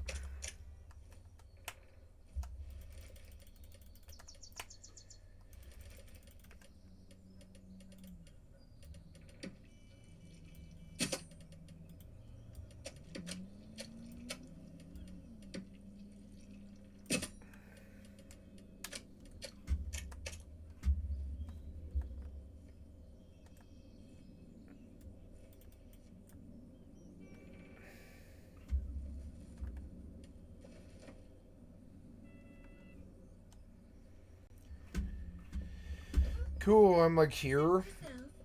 Sorry, I didn't mean to bump into you and knock you over. Sorry, and walk all over you. Are you dead now? No, you're not dead now, but you're knocked over again. I'm walking all over you again. Are you dead now? Are you dead now? Are you dead now? Oh, I'm walking all over you again. Are you dead now? Oh, you're not dead now. Can this kill you? He started stopping her. Fuck you, fuck you, fuck her. I have guns. I have guns.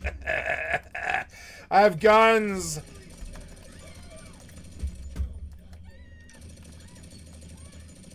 I have guns, you don't. Don't fuck with me. It's every video gamer's dream is I have guns, you don't fuck with me. I hate to say it, but that is like the video gamer's ultimate. Wait, are you getting back up? Don't get back up. I'll have to stomp your ass again. I'll just stomp your ass again. Don't get back up. Anyways, I'm not this evil. I just play one on TV. I'm not this evil. I just played this evil on TV. What?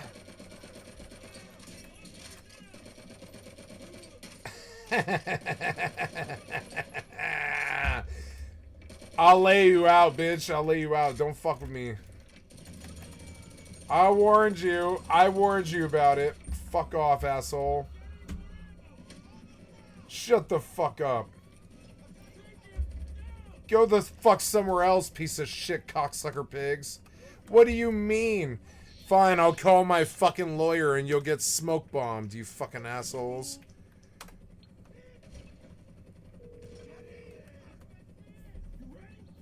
How can I be of service? Can't handle the heat, my friend? Okay, leave it with creepy Uncle Lester.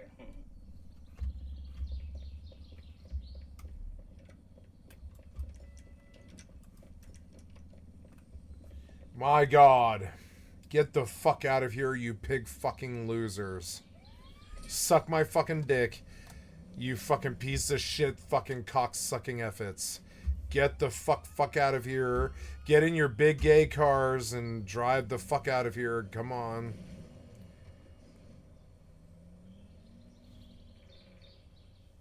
Get the fuck out of here. I laid out 4 of you, bitch.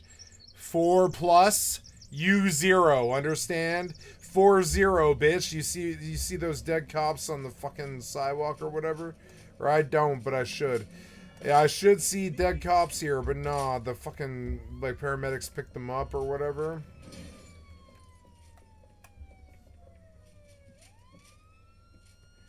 I'm sorry, I just can't resist. I can't resist. It's so terrible, but, I mean, I can't truly resist. I better do this first.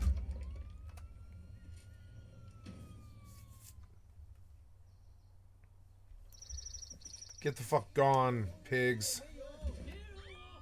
Oh, hello. I'm waiting for spawn and I will not hurt you.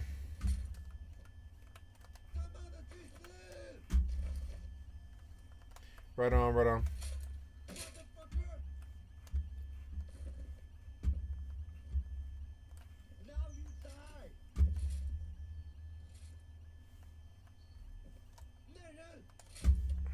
What?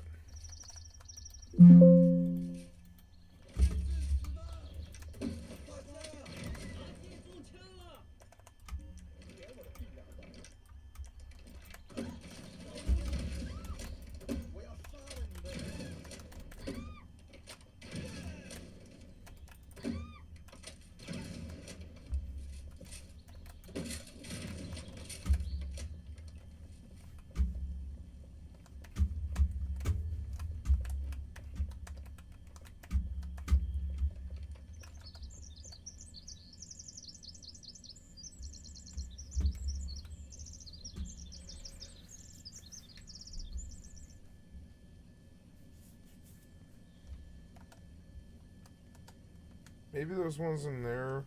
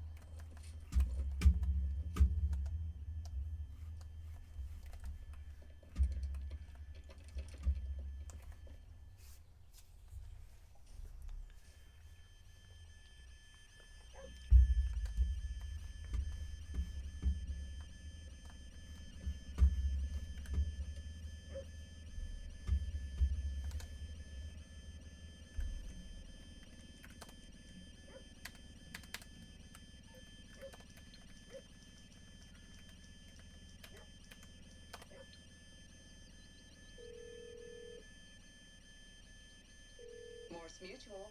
We're here to help. I'll do my best.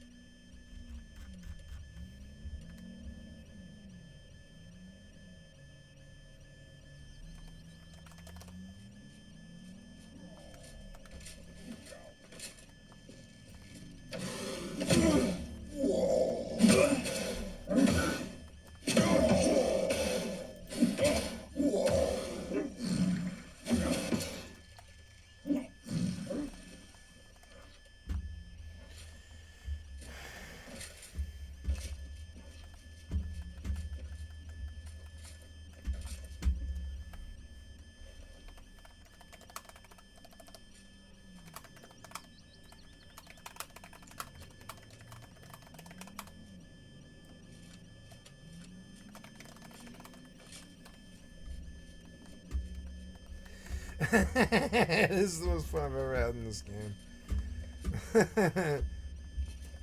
seeing people actually like be peaceful.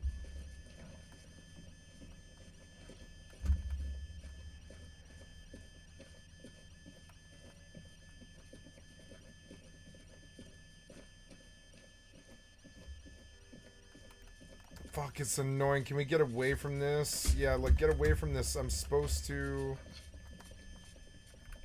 Like... No, I'm trying to call for a personal vehicle.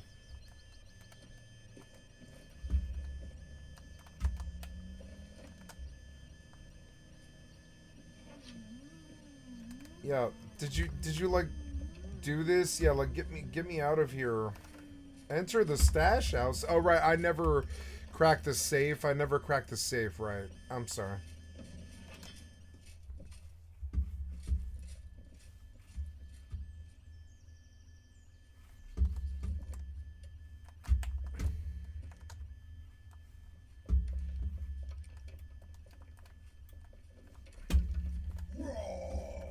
Bro.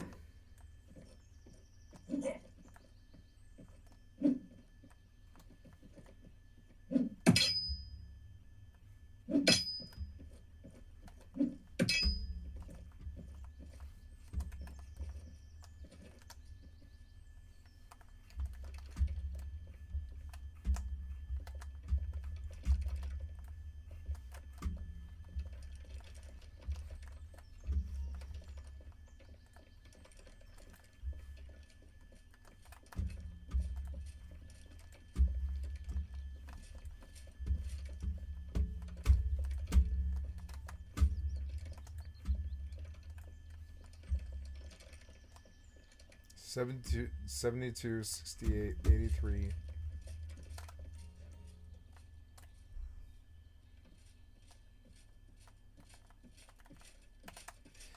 72, 68, 83.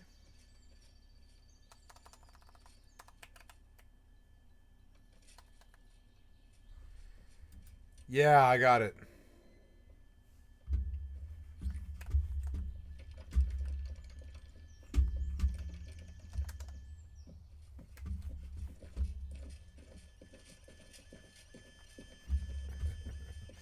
I don't think there's anybody else. Yeah, we killed the two that were in here.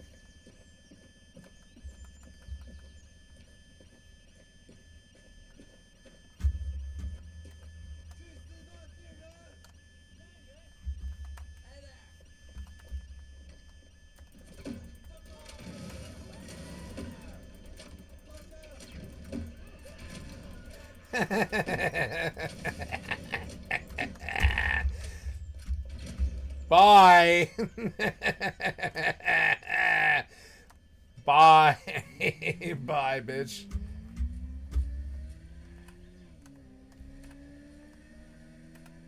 Fuck you and you. And all of you.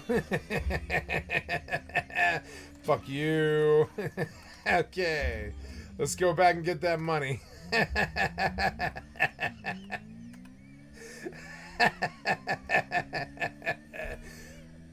Oh, Squish. I'm sorry. I gotta level off you. I'm sorry. I didn't mean to, you know, what's the word,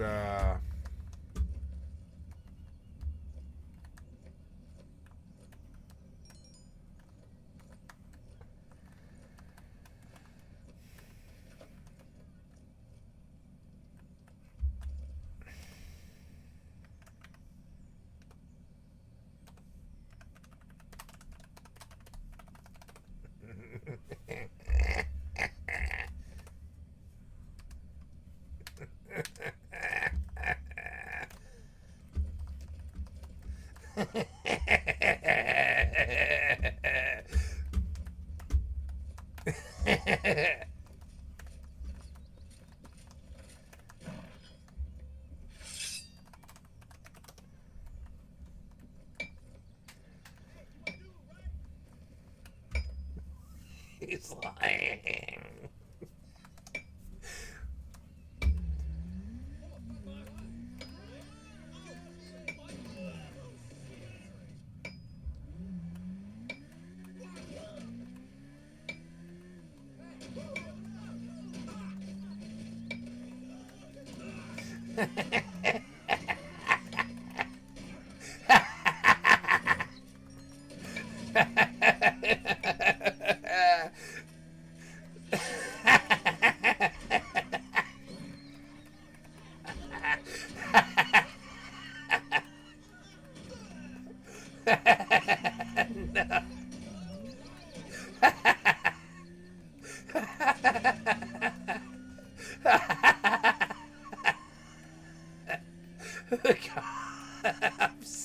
The cops showing up every once in a while is so funny. Trying to stop me. You can't stop me. You can't stop me.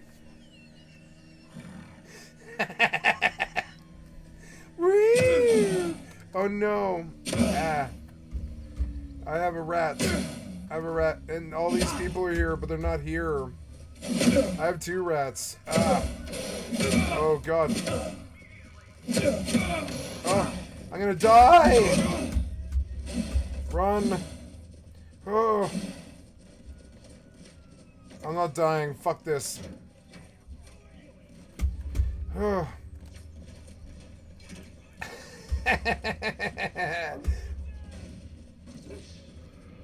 No. No, no. No.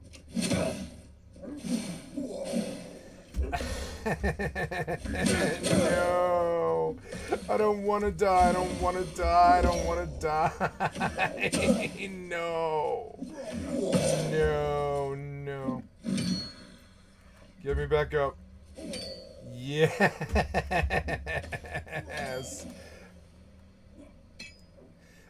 I have 3 of them and I don't want to take your guys' skill.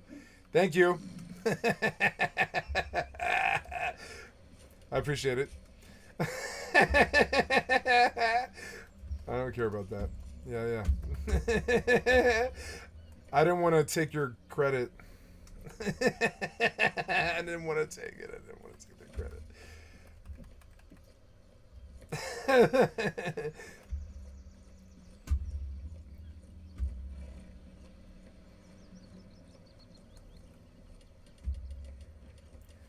Fucking annoying. They spawned on me. And they were so annoying. Oh yeah, the cops are gone. Did they kill me? They probably killed me, huh? Oh well.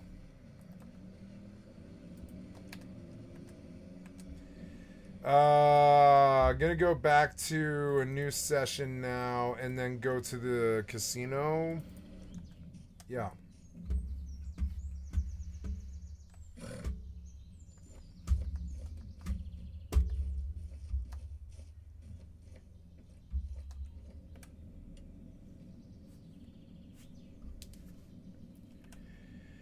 I didn't get any of those, which is so annoying. I didn't get credit. Or maybe I did. I've got 3 left. I'm almost done. I'm not going to kill horses or anything fucking weird. I'm not doing anything weird anymore. I'm not doing anything weird to other people. I'm not a weirdo in the PvP community. I'm just not.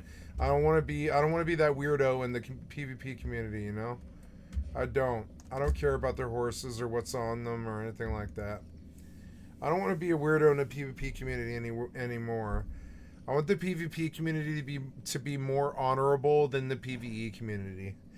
PvE community, they should treat each other like garbage. The PvP community should always treat each other with honor. Yes. What's up, buddy? What's up, Gramps?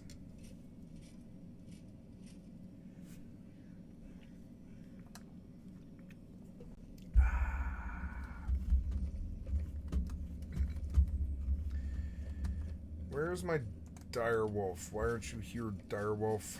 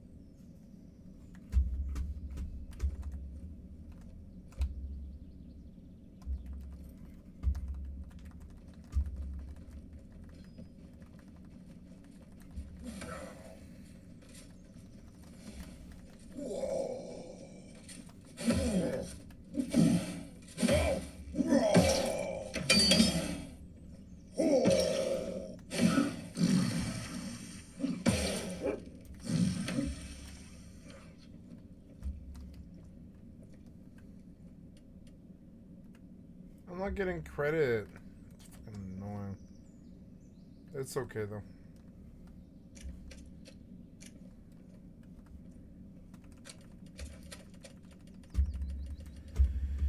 I can't banish them. I can't banish them. That's so dumb. I can't banish. It sucks that you can't banish someone else.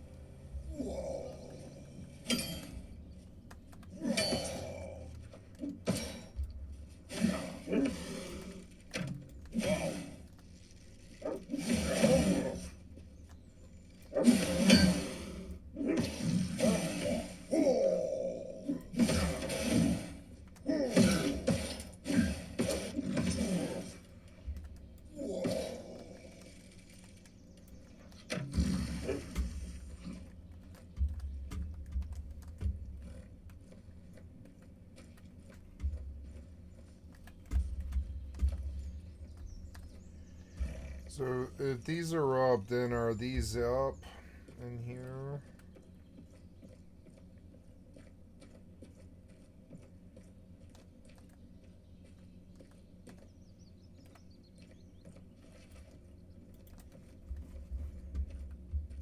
No.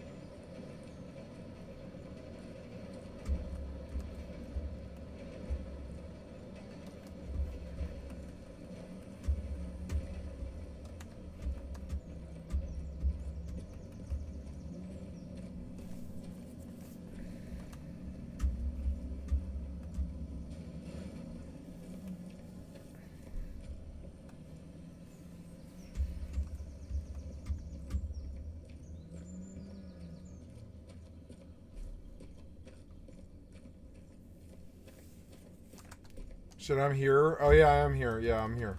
Yeah, I'm here, but all I need is one kill.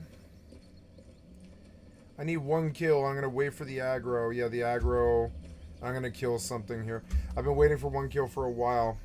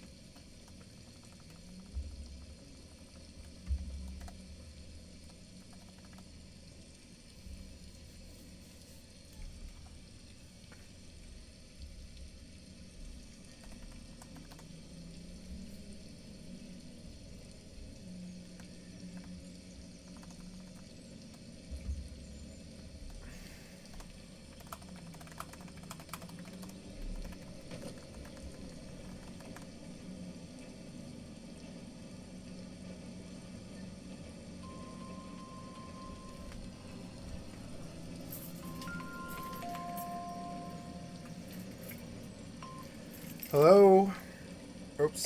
Hello? Hi. Hey. Hello? Oh, there we go. Did you get? Yep. Did you get a good long sleep last night? Yeah, I got 8 hours. I went from 8 till 4, and I'm sorry if I woke you up this morning. I feel so bad about that. You didn't wake me up. Oh, okay. You texted me. Oh, sorry. Let me.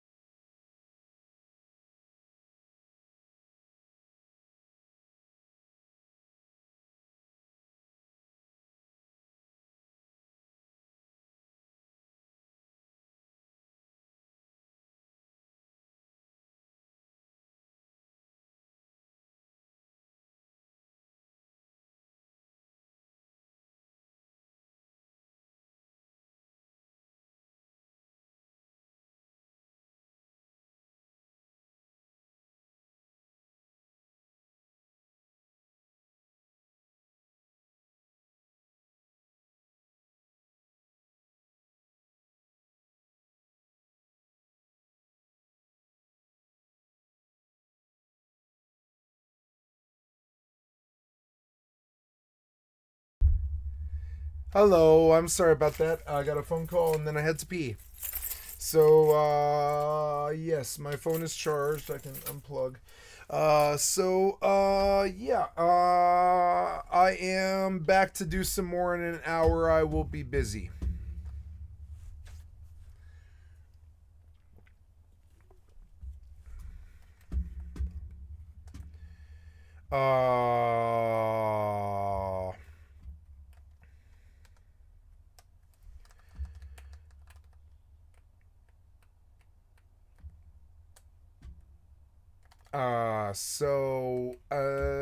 Oh yeah, my sound, right? My sound, there we go.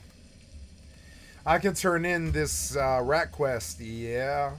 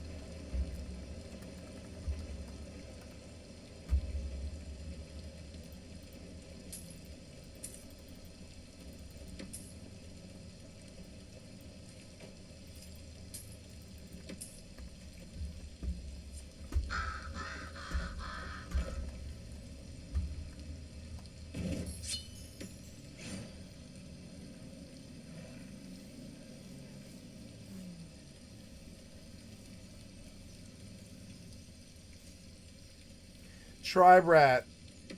Daily, damn it. Oh well, I'm gonna take the bandit. Kill 8 bandits.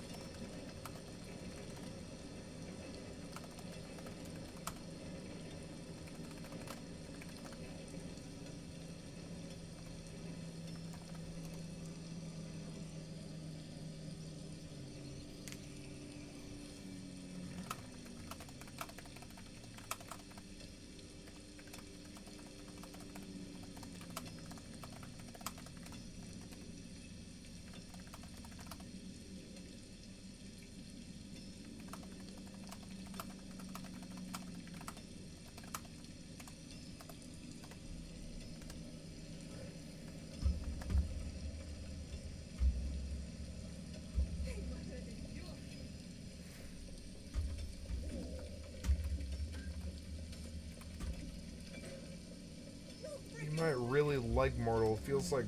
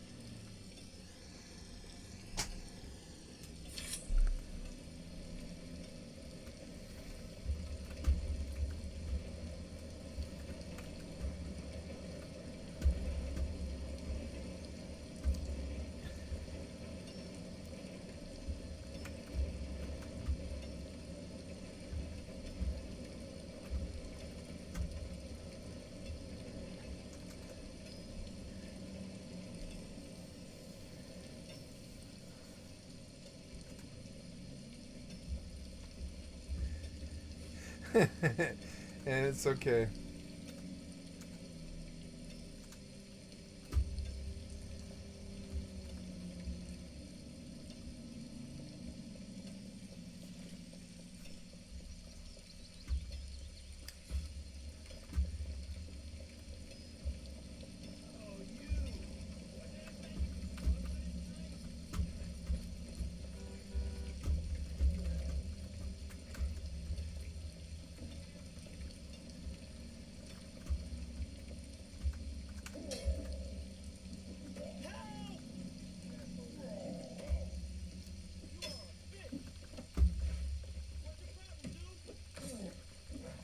What's your problem, dude?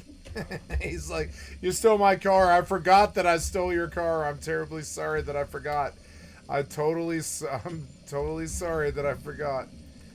Just run, bitch. Just run. Just run, bitch. Just run. And I dismiss him. I'm sorry. I have this in my personality. I'm like, just run, bitch. Just run. I have this in my personality. I have this in my personality. You can see it. Just run, bitch. Just run. I'm stronger than you. It's fucking annoying.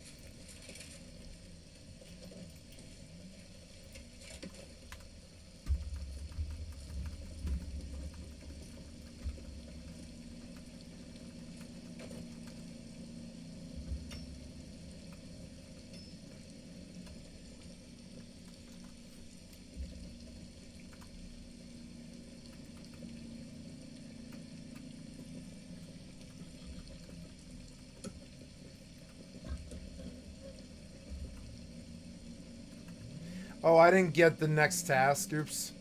Or maybe I did. Oh, yeah, I did. So I can leave. Yeah, I can leave.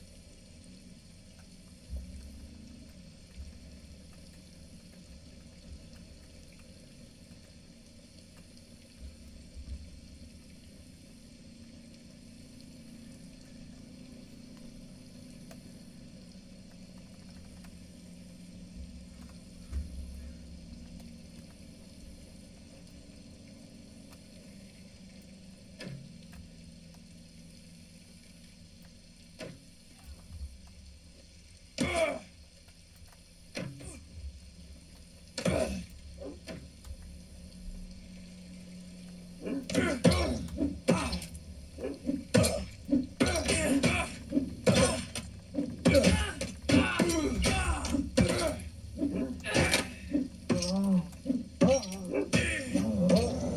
gonna kill my wolf.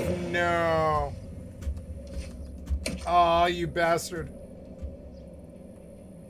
It's okay. I mean, the dire wolf was free. He was free, and it didn't take that long. Look, I can just walk back to my base. I can spawn. My real problem is the spawn.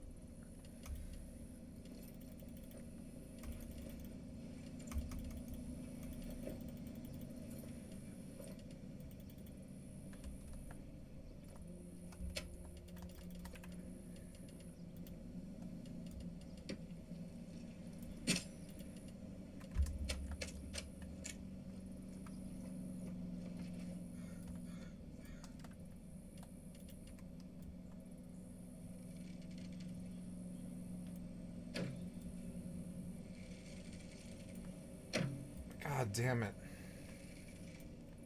You're so annoying.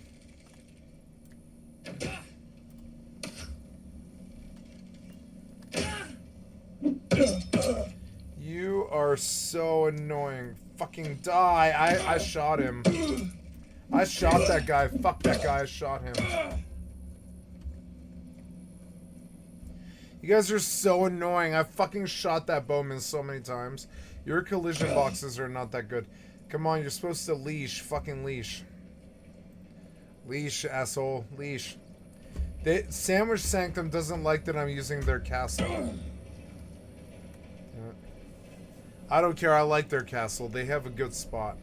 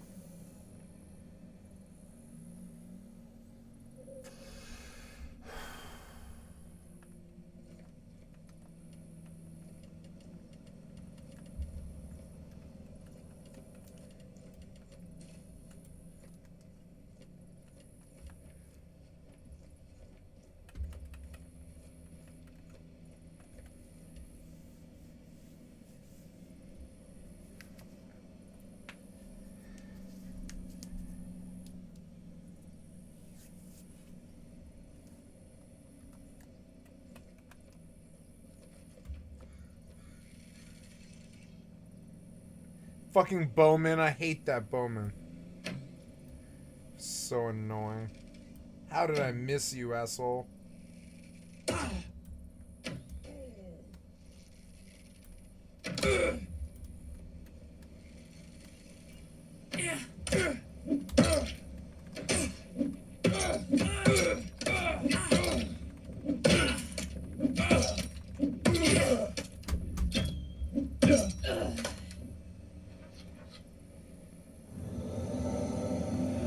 Ah, you assholes.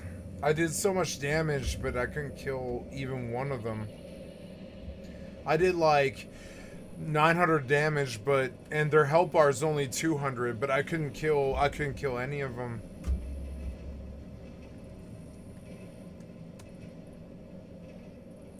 But I can spawn and try again. Oh yeah.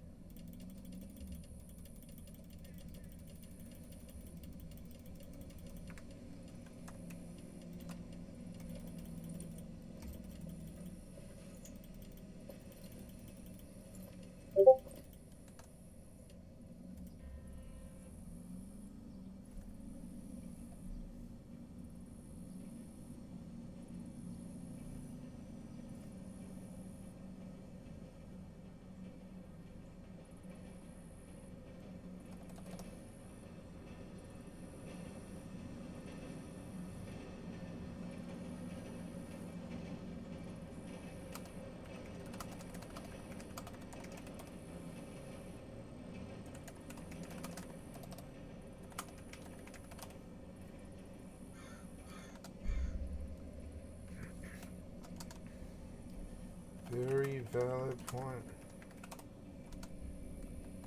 A lot of missing stuff.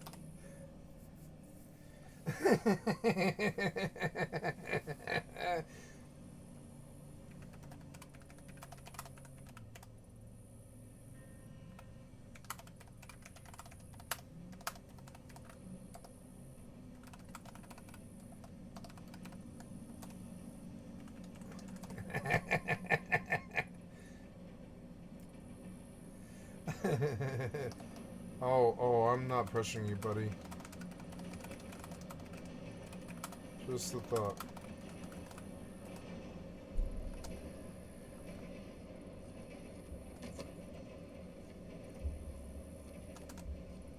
I'm in game on all these.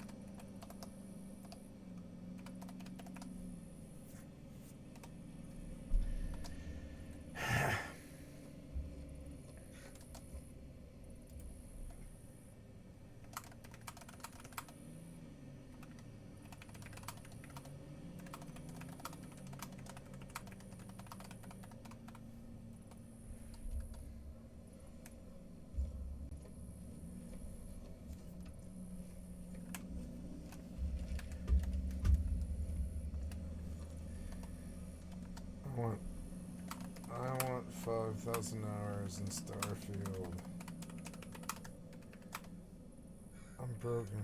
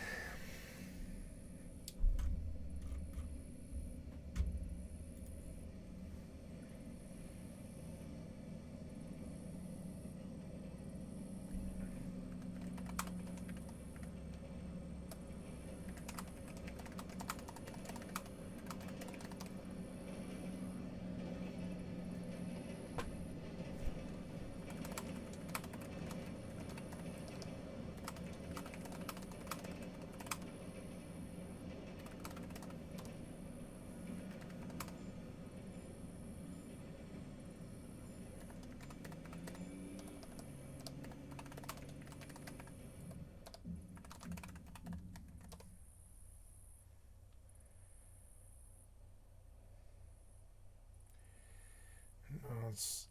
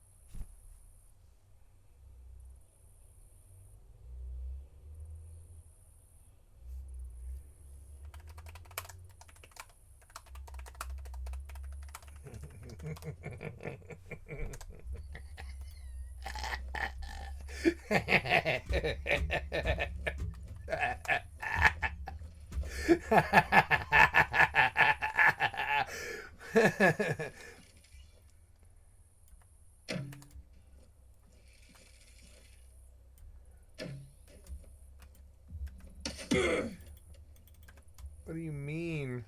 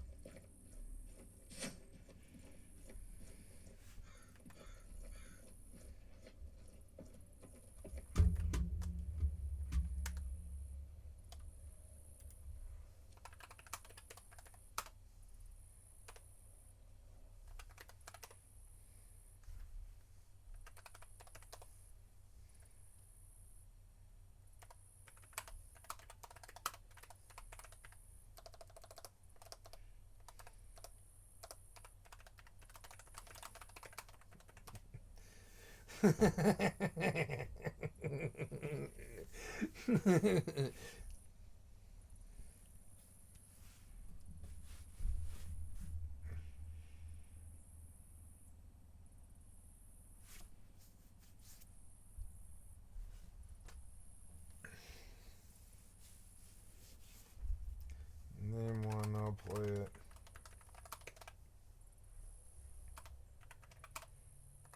You played too much 7 days.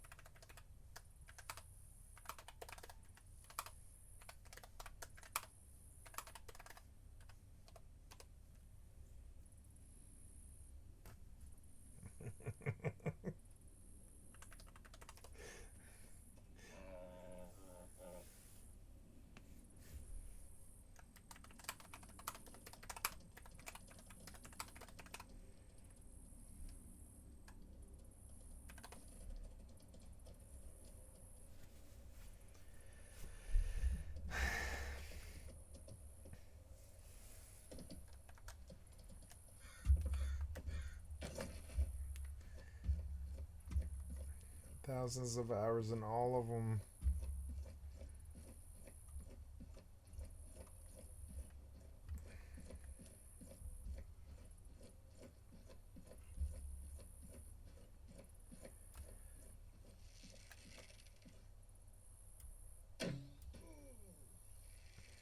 Fucking Archer. Fuck you, Archer.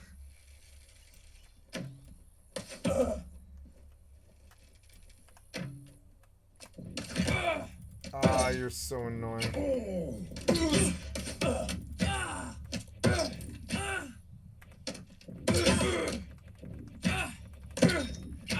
You're gonna kill me? Don't kill me.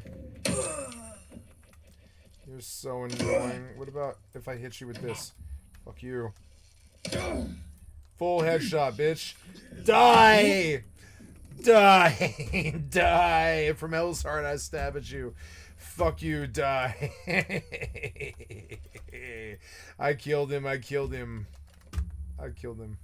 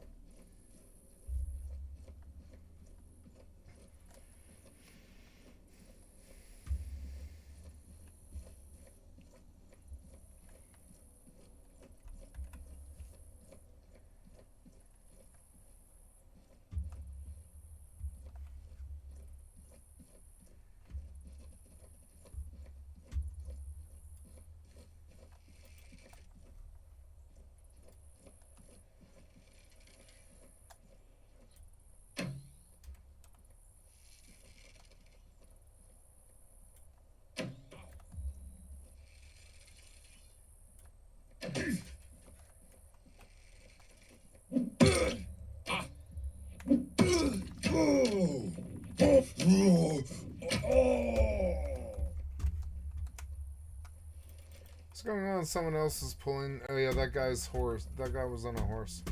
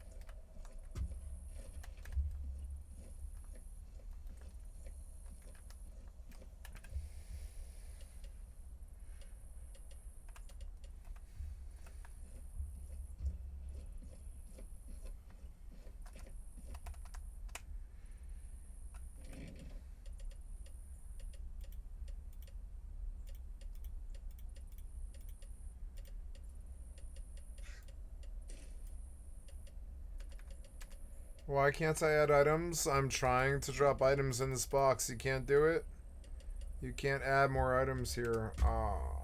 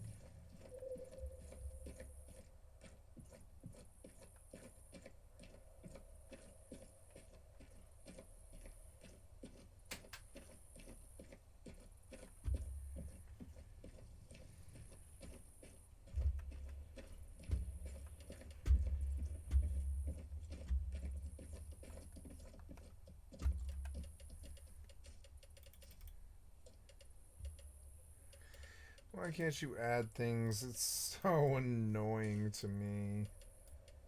Whatever. Is that it? No, that's not it.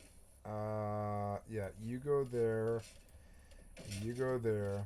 Oh yeah, am I DC? Yeah, I'm DC'd out. It's weird how it sputters like that every once in a while when a helicopter goes by. I guess I'll sell all the rest of that.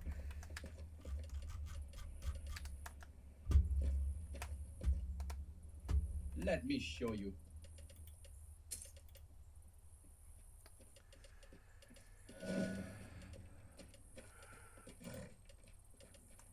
Odd. Yeah. There we go. Okay, 4 gold. Thank you. Please come again.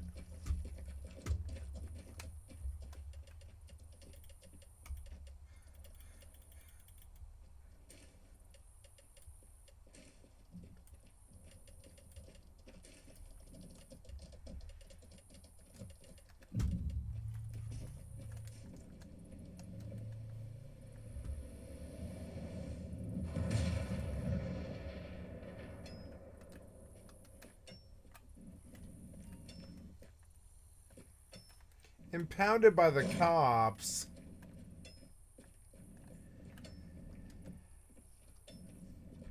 Get it.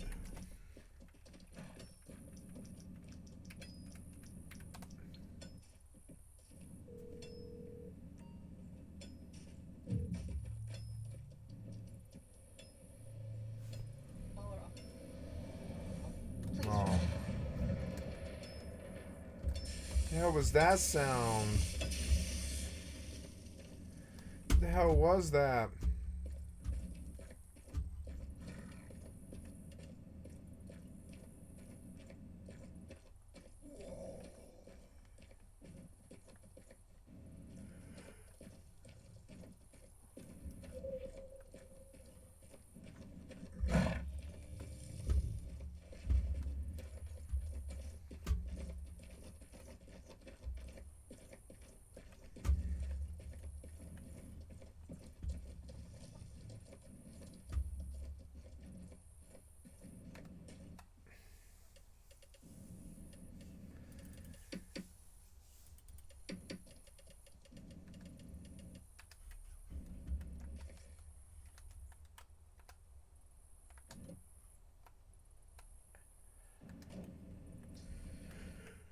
Alright, I'm turning in, I forgot. I'm turning in. Yeah, I'm turning in bandits. No, I'm not turning in bandits, no. Oops. I'm done with this game. Gonna play some Fortnite after this.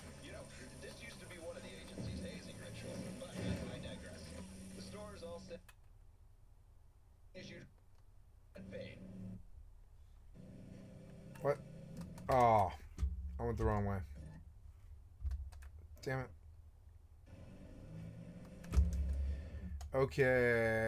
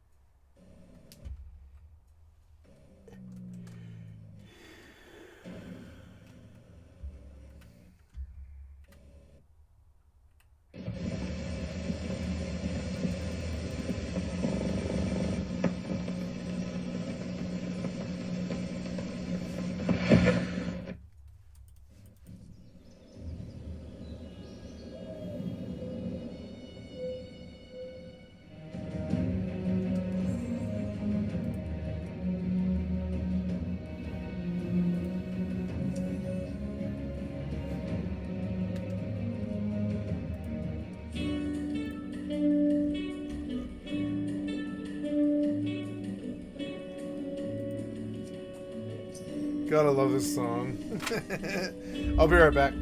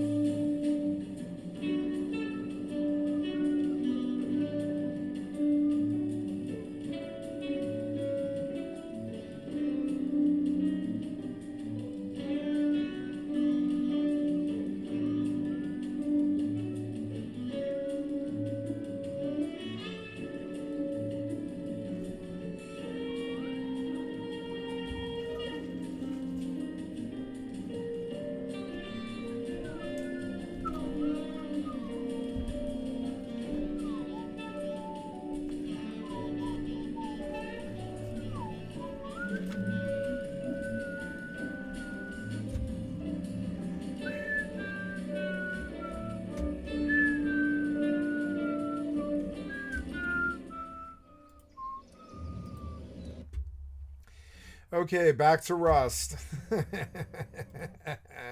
It's so annoying, but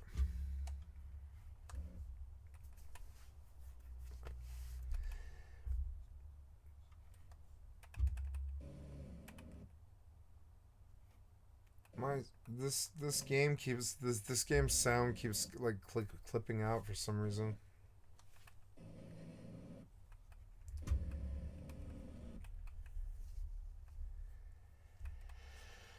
It's annoying.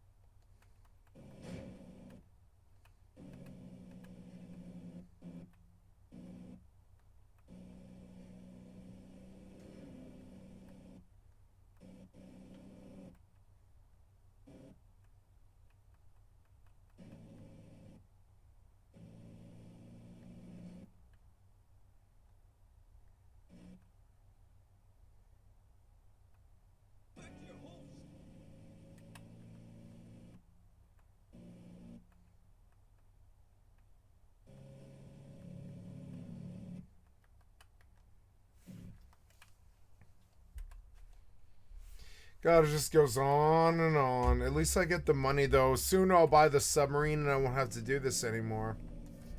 But until then, I'm just trying to make money, try to get the submarine. It's worth it. If you do it like, 2 to 4 times a day, that's like $200K a day. And after like a week, you have like, a lot. You have like $1 million. And so after like 5-10 weeks of doing that, you have like, some money, right now I have like 5 million, and that's why I'm doing this. It's so annoying though. It goes on and on and on, doesn't end.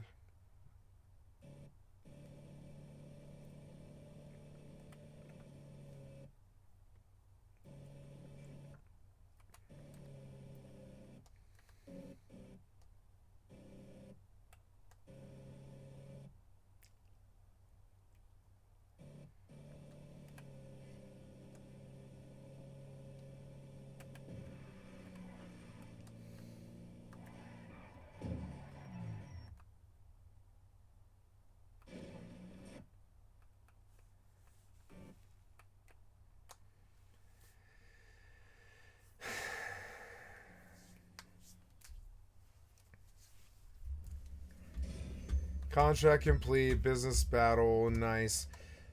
Good. I want to come into hardcore modded. My server's not on. My server's like completely going like.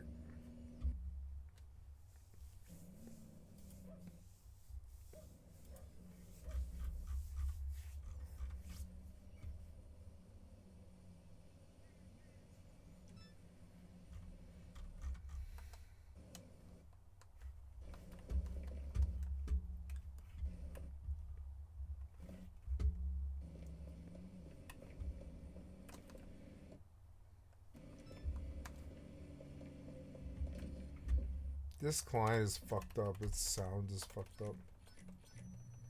I'm going to restart it.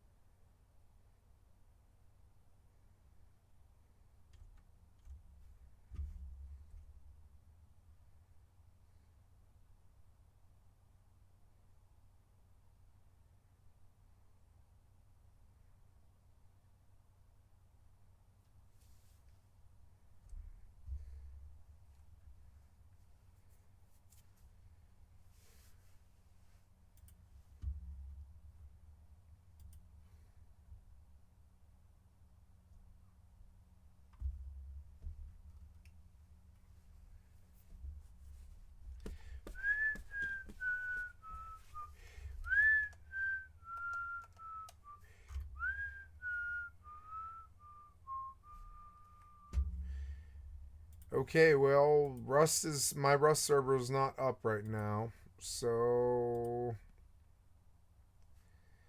gonna get off it, and I will go play some Mortal.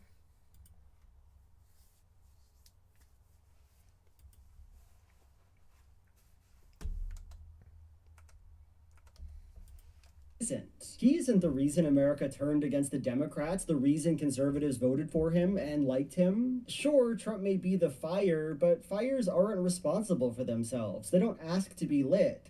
So why not have dinner with him? Why not like him? America is not his doing. Put simply, if you cast some cultural tendency as the ultimate antagonist of politics, well, there you go. That's your antagonist. They must be worse in some way than the outcomes they cause. We started this video talking about that Marvel opinion piece, right? Mar being estranged weeb about the death of Stan Lee. Bragging that you're all about the Marvel Universe is like boasting that your mother still pins your mittens to your sleeves.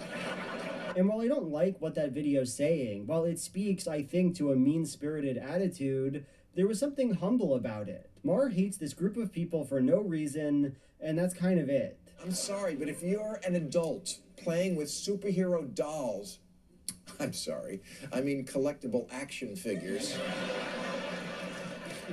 why not go all the way and drive to work on a big wheel? There is no important conclusion, no wild prognostications. He's just an asshole. I don't think that Mar has really changed all that much in the last 10 years. I'm not trying to argue that there's been some fundamental shift in his politics. I mean, in his original adulting blog post, he, I think jokingly, blames Trump's election on the Stan Lee fans. Not too much has changed. But I do think there's a helpful contrast here between this segment and some of Mar's modern work. Because most of the videos we've talked about today, they're not actually opinion pieces. They don't argue their point with any kind of coherence. They aren't founded in the words and actions of other people. They often don't come to a meaningful conclusion at all. Instead, these pieces exist only to justify the I'm gonna pause it and I'm gonna make absence of thought. I'm gonna make a frozen drink. I'll be right back.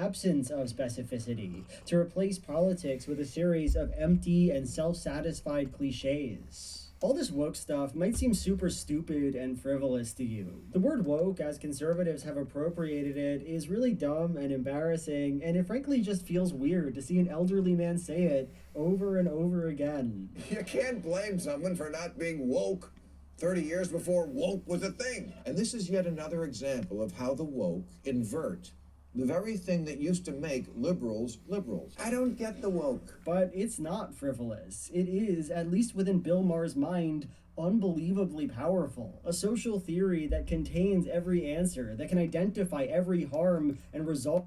I think only right-wingers use terms like woke and liberal.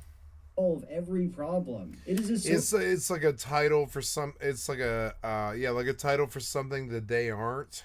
Social theory that is so useful to Maher, so all-encompassing that it can lead to this preposterous and absurd outcome. Looking at a man you supposedly hate, making a bit of insane propaganda about him, and saying, wow, the woke will hate this. What I'm going to do is report exactly what happened. You decide what you think about it. And if that's not enough pure Trump hate for you, I don't give a fuck.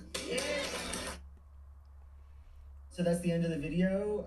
If you want to, you can go to my Patreon and get bonus videos that I make every month. You can also get those on Nebula. You get the idea. But I know what you're really here to watch. Me unboxing the Mr. Beast stuff. This is Mr. Beast.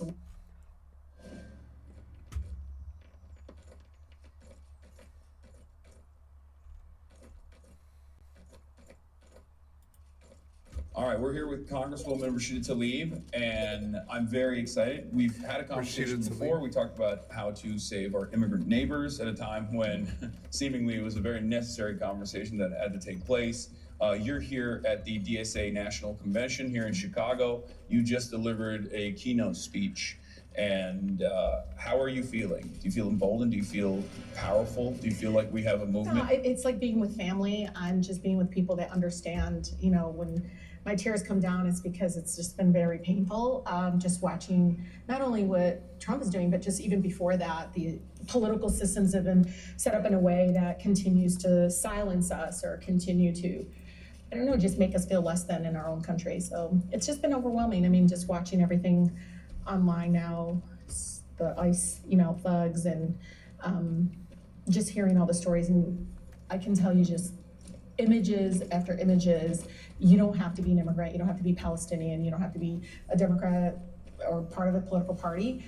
People do not want to continue to watch people fund this kind of extraction. This kind of violence. Yeah, it's violence. And but here, I mean, I just feel like I'm with family. I mean, especially Metro Detroit DSA, I mean, they had my back when I first ran, and I don't know if the underdog is the right word, but a lot of people didn't know who I was, and they believed in my message of we're not going to allow corporations to infiltrate our campaign. We're going to run on anti-poverty, right to clean air, clean water, and we won. I mean, by very little, but we created a movement, and now I'm there, you know, fighting back against those that might have been there for decades and just don't get how hard it's been for so many of our families at home.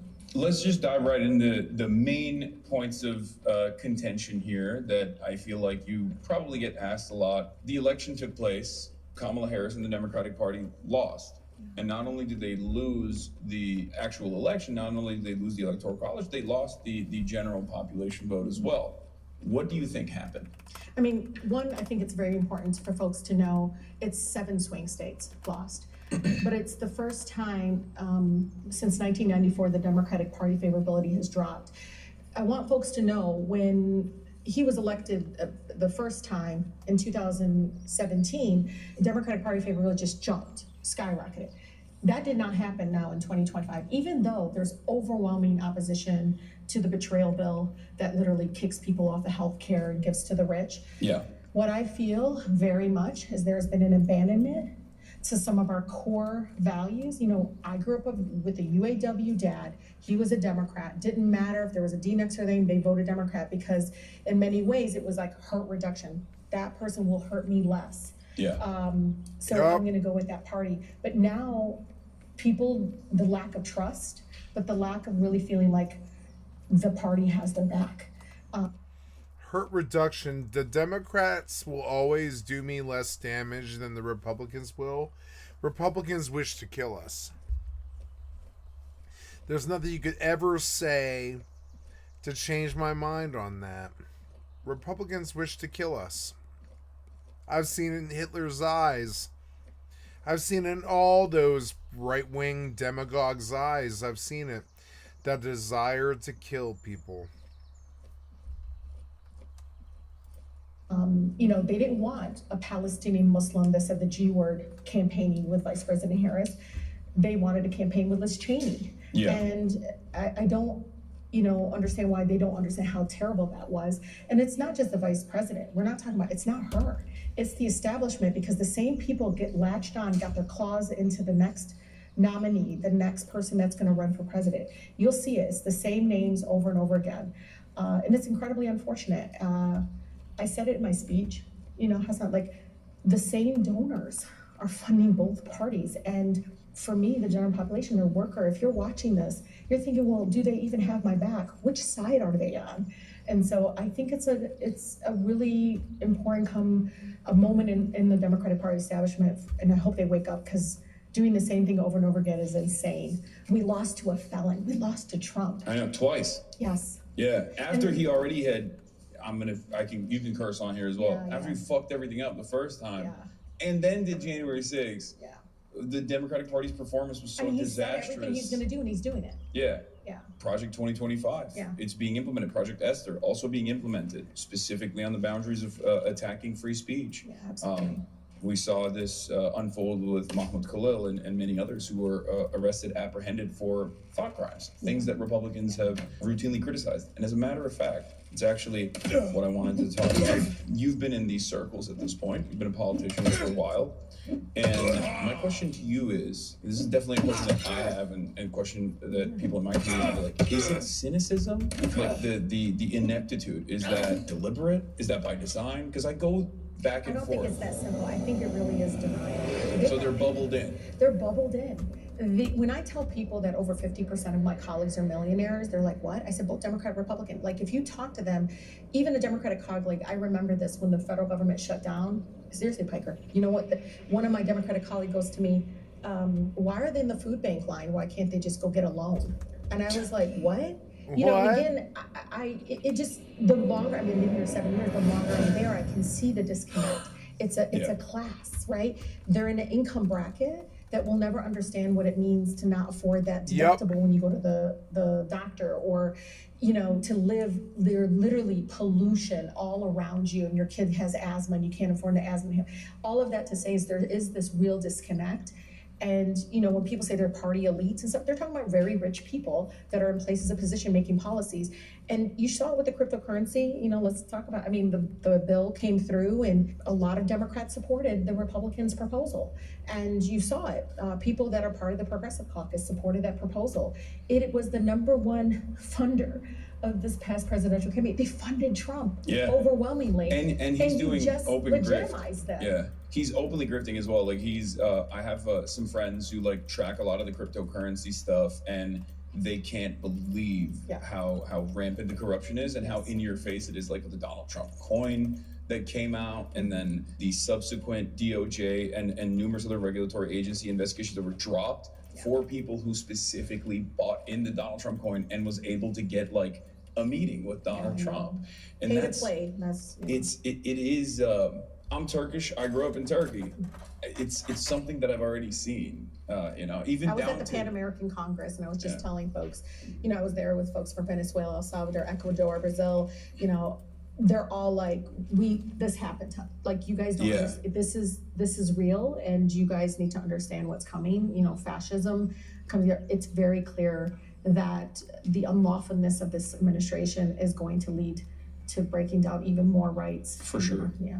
Absolutely. But yeah, I don't know what if you talk to them, they're mothers. I try to okay, they're human beings, but it's that lived experience that they lack, or this disconnect. And who's in their ear? They're donors who are people that extract from the community. These are the same people that continue to want the status quo continue. They don't want to fix shit. So you're saying it's that they're mostly bubbled in, like they're mostly in this echo chamber, and I think the process of being in Congress kind of pushes you away from the average person, which is ironic because, like, as a public servant, you're probably supposed to be more in tune with the values of your constituents. They need to go home to their districts. They need to go in their community. But even that experience, because we've seen town halls with like Mike Flood and his constituents in Nebraska are basically like, we want to eat the rich. Yeah. And they want to tax the rich. Yeah, it's very popular. They're screaming tax the rich. They're Medicare screaming for all, Medicare very for all. popular. Paid leave, very popular. Exactly. These are incredibly popular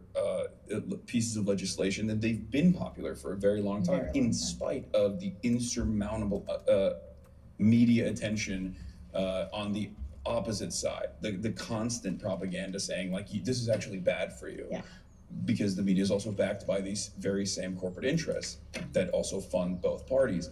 And I guess I saw a piece of that when I was at the DNC, where I was supposed to be at the heart of what everyone was paying attention to, and yet I never felt so out of touch in my entire life, because when you're there and you're trying to make the news, like you're trying to explain what's going on there, you are so out of touch, because every single person, like every single person that's there is just like invested in, I don't know, working through the Democratic Party machine. It's just keep everything as it is.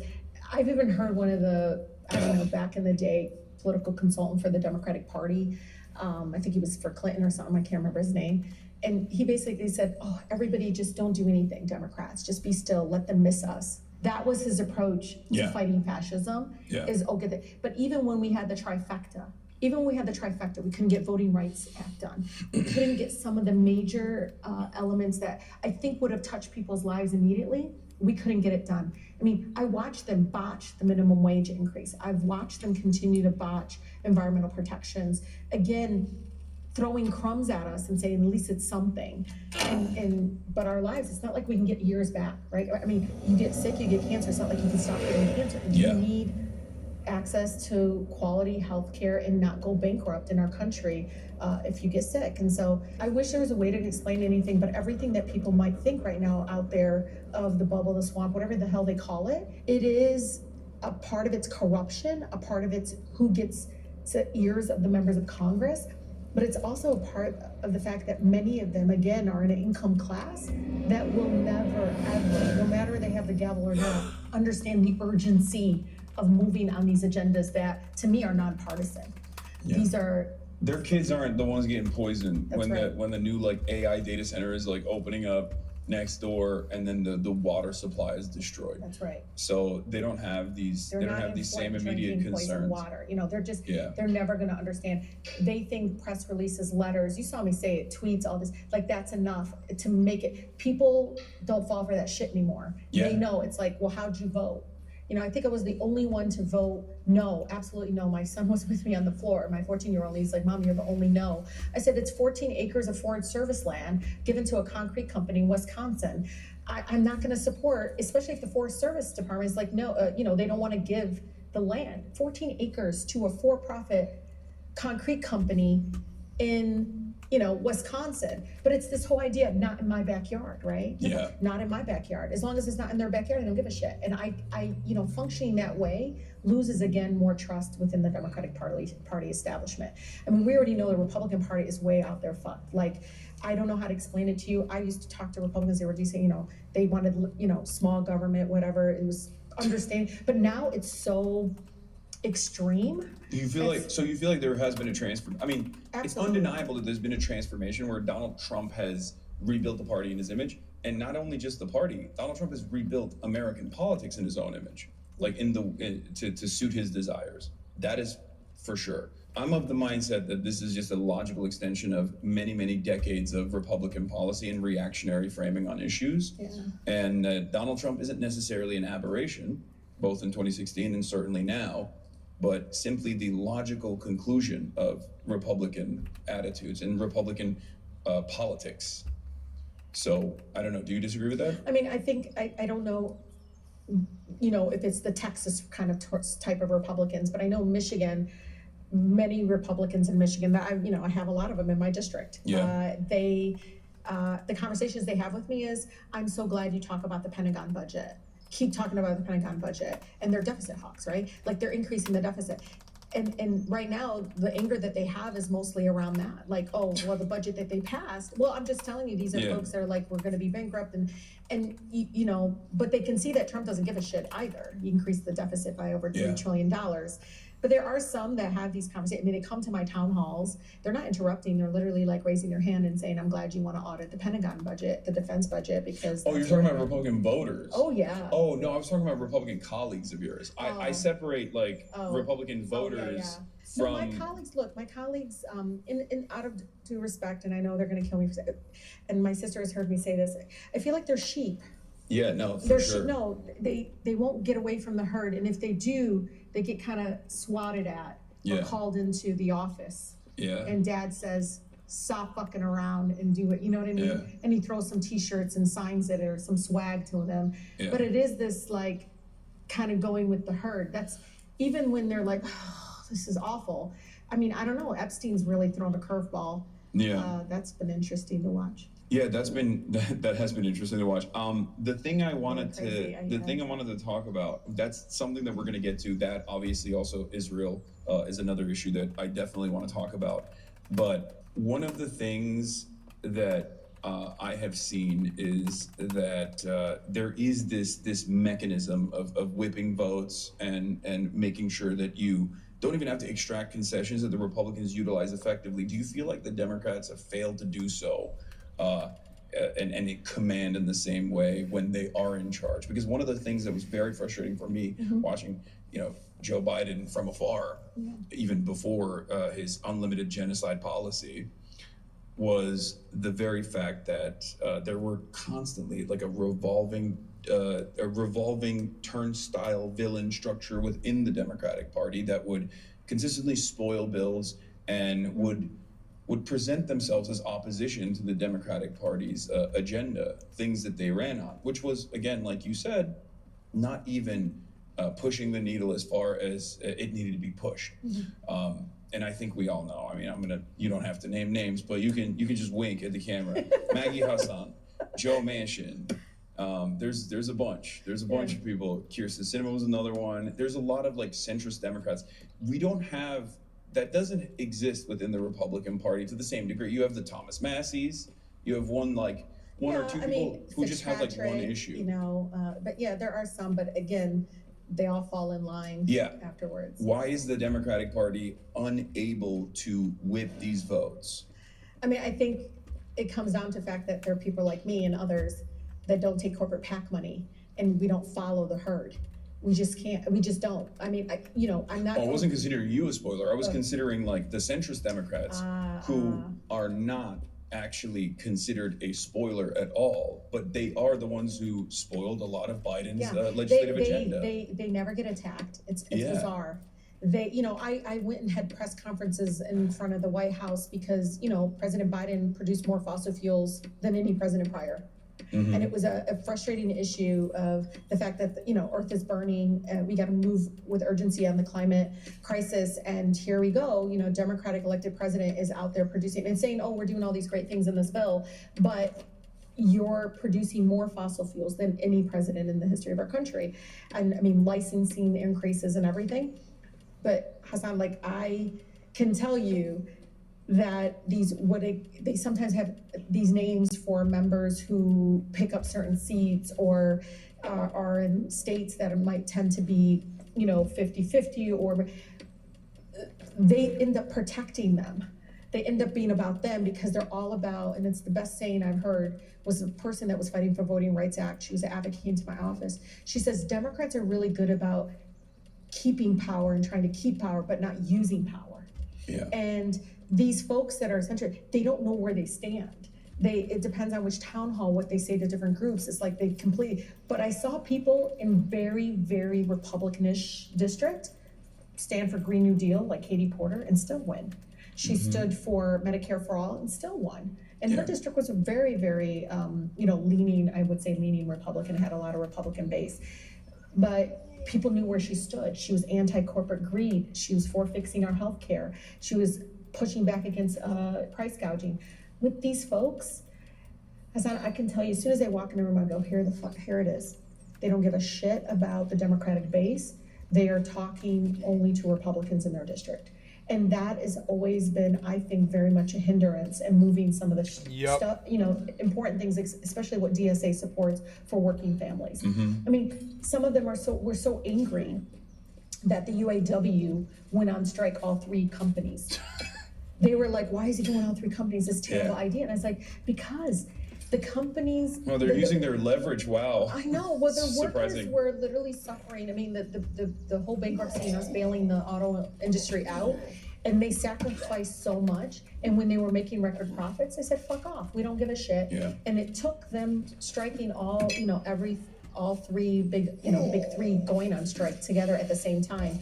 And colleagues, I don't think he should do that. I said, look at his members. That's why they elected. Sean and elected kind of a new leadership, is that they wanted change right away. They felt like they were being shafted. And I couldn't believe the so-called, I know you call them centrists. I mean, the Republican folks within the Democratic caucus that were trying to push back against that. Yeah. And I'm sorry, let the workers do what they need to do. Don't be a barrier. Absolutely. Back off, let them do it. They're your residents. They want to fucking strike, let them strike. Do not get in the way. If you want to work for the big 3, then go join their fucking board. Don't join Congress. Well, they're gonna do that after, probably. Yeah, So, that's true. because that's usually what happens, right? Like they just depressing when you talk to they just quit, and then they're like, when they're done at the young age of 87, they'll go and get a cushy no-show job where really they sad. rake in $400,000 a year at least, if their immediate family members already haven't been hired by these companies. The way you've described this, though, I will say, has given me a little bit of confidence, because you make politicians seem like they're actually human beings.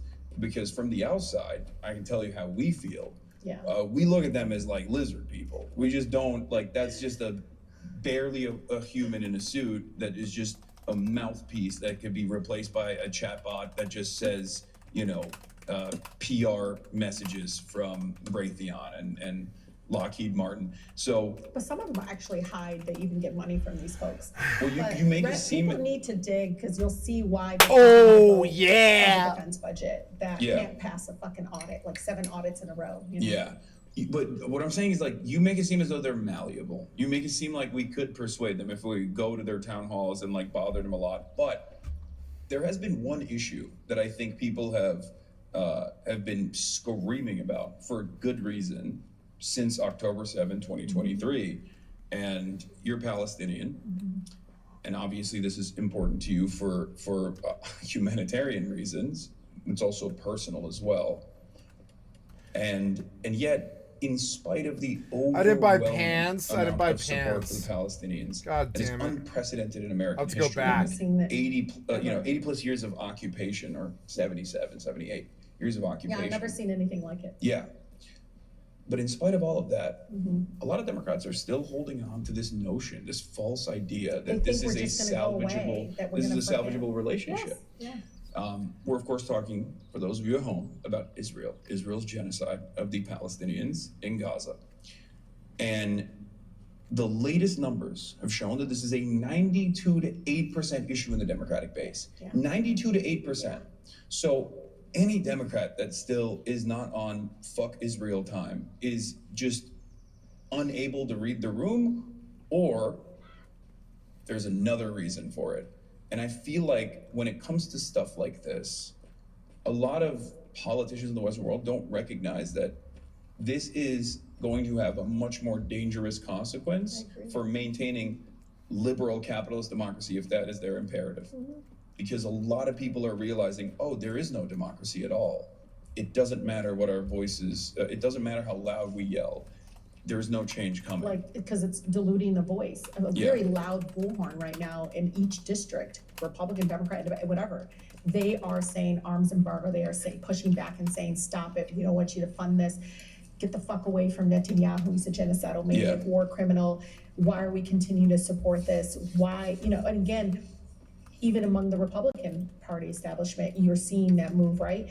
But again, whatever their reasoning is, I can tell you, it's not just about the fund, the money from the pro-genocide, kill them all organizations. That's what I call them. Yeah. Those folks maybe donating, and I know that it's a tremendous amount of money sometimes to a candidate, but it's also some of my colleagues that I would consider progressive, but for Palestine. Oh yeah. These are folks that are great on a number of issues. They're going to go out there and say, hey, UAE, what are you doing in Sudan?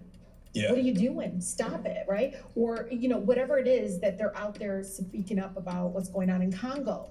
But when it comes to Palestine and Palestinian people, it's because there's an intimidation and bullying that happens. And I know, just so folks know, like, one of the second votes of this new Congress was to sanction the International Criminal Court for going after Netanyahu for their war crimes, for using, starvation as a weapon of war, for bombing hospitals and schools in 10, communities. And it was the second vote of Congress. Yeah. Second. Nancy Pelosi once said, even if Congress fell apart, they would still get back up the next day and fund Israel. Like, even if Congress was destroyed, I haven't heard there would still be money for Israel. It was one of those I don't know, I think it was like a JNA conference or something, a million of those things happen a year. Well, I could tell you, so Nancy Pelosi said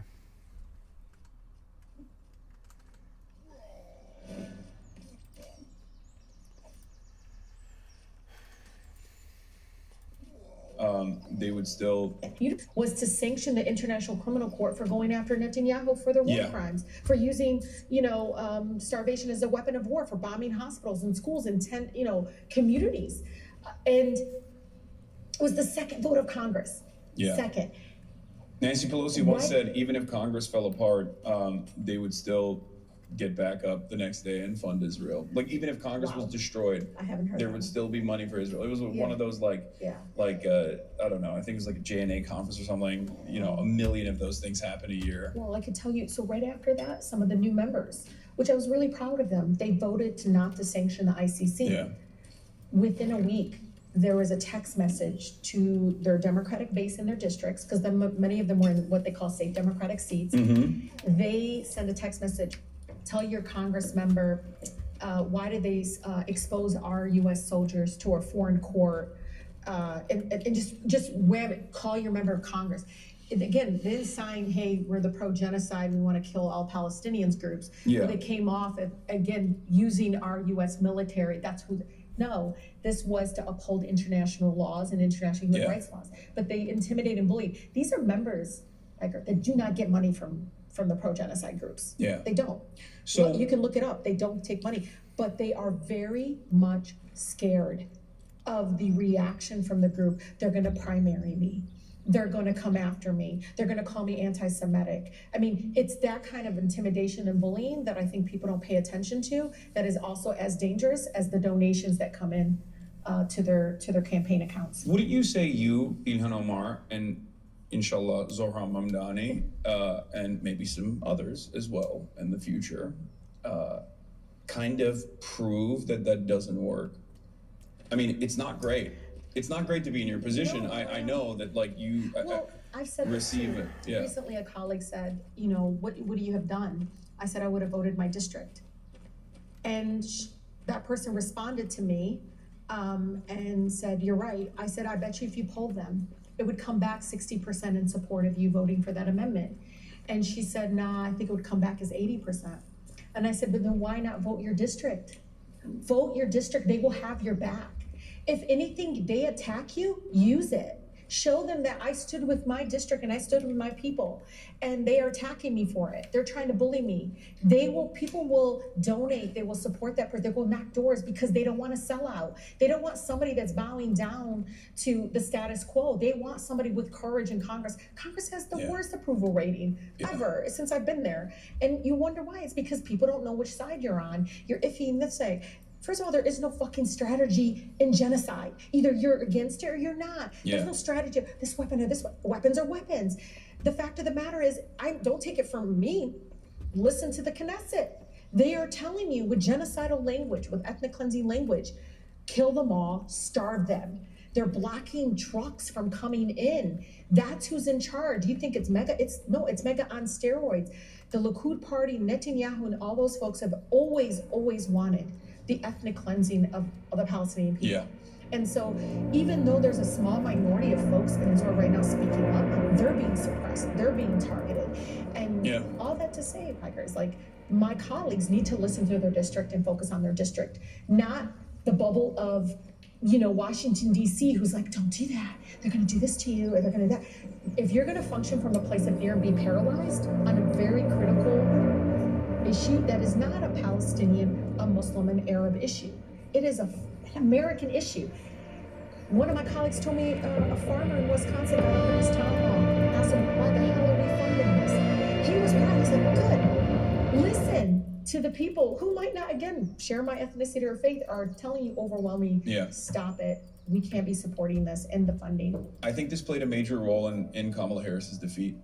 I don't know. You can hear it from even young Black voters in my district who said, I don't trust them. If they're going to let a genocide happen, I don't trust them. I don't trust them. They were already in crutches. This just put some of them over the edge. Yeah.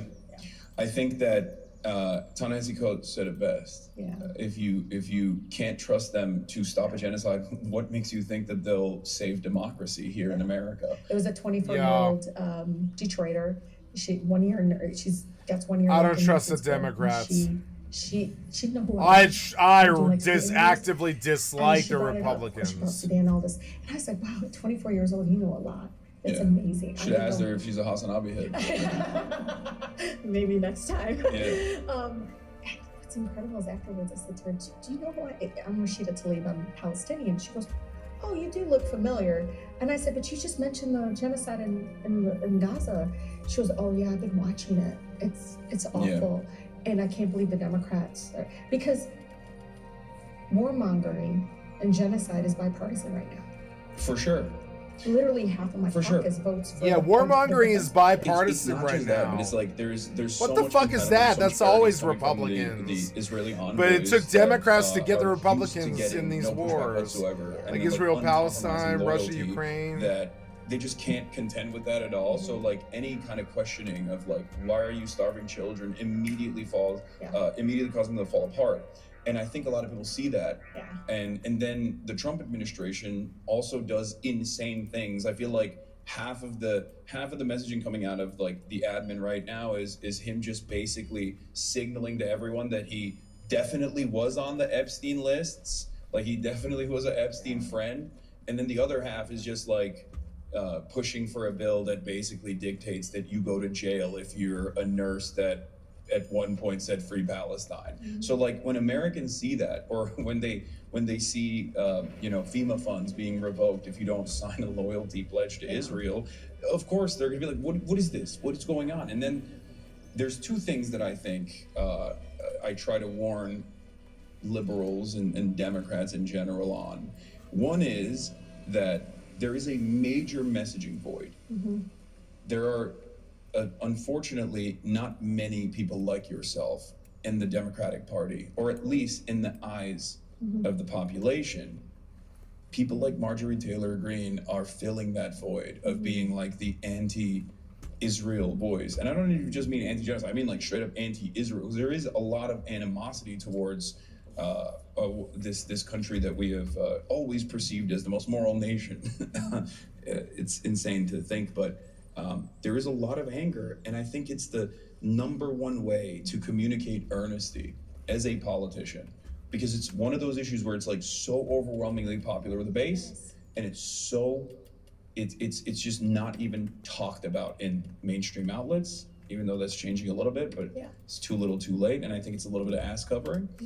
And then with politicians, it's on the Democratic Party side, politicians are just so quiet about this issue that everyone goes, the fuck, what do you mean? This is not like a thing on your mind at all? And I fear they will pull everything except this issue. Yeah.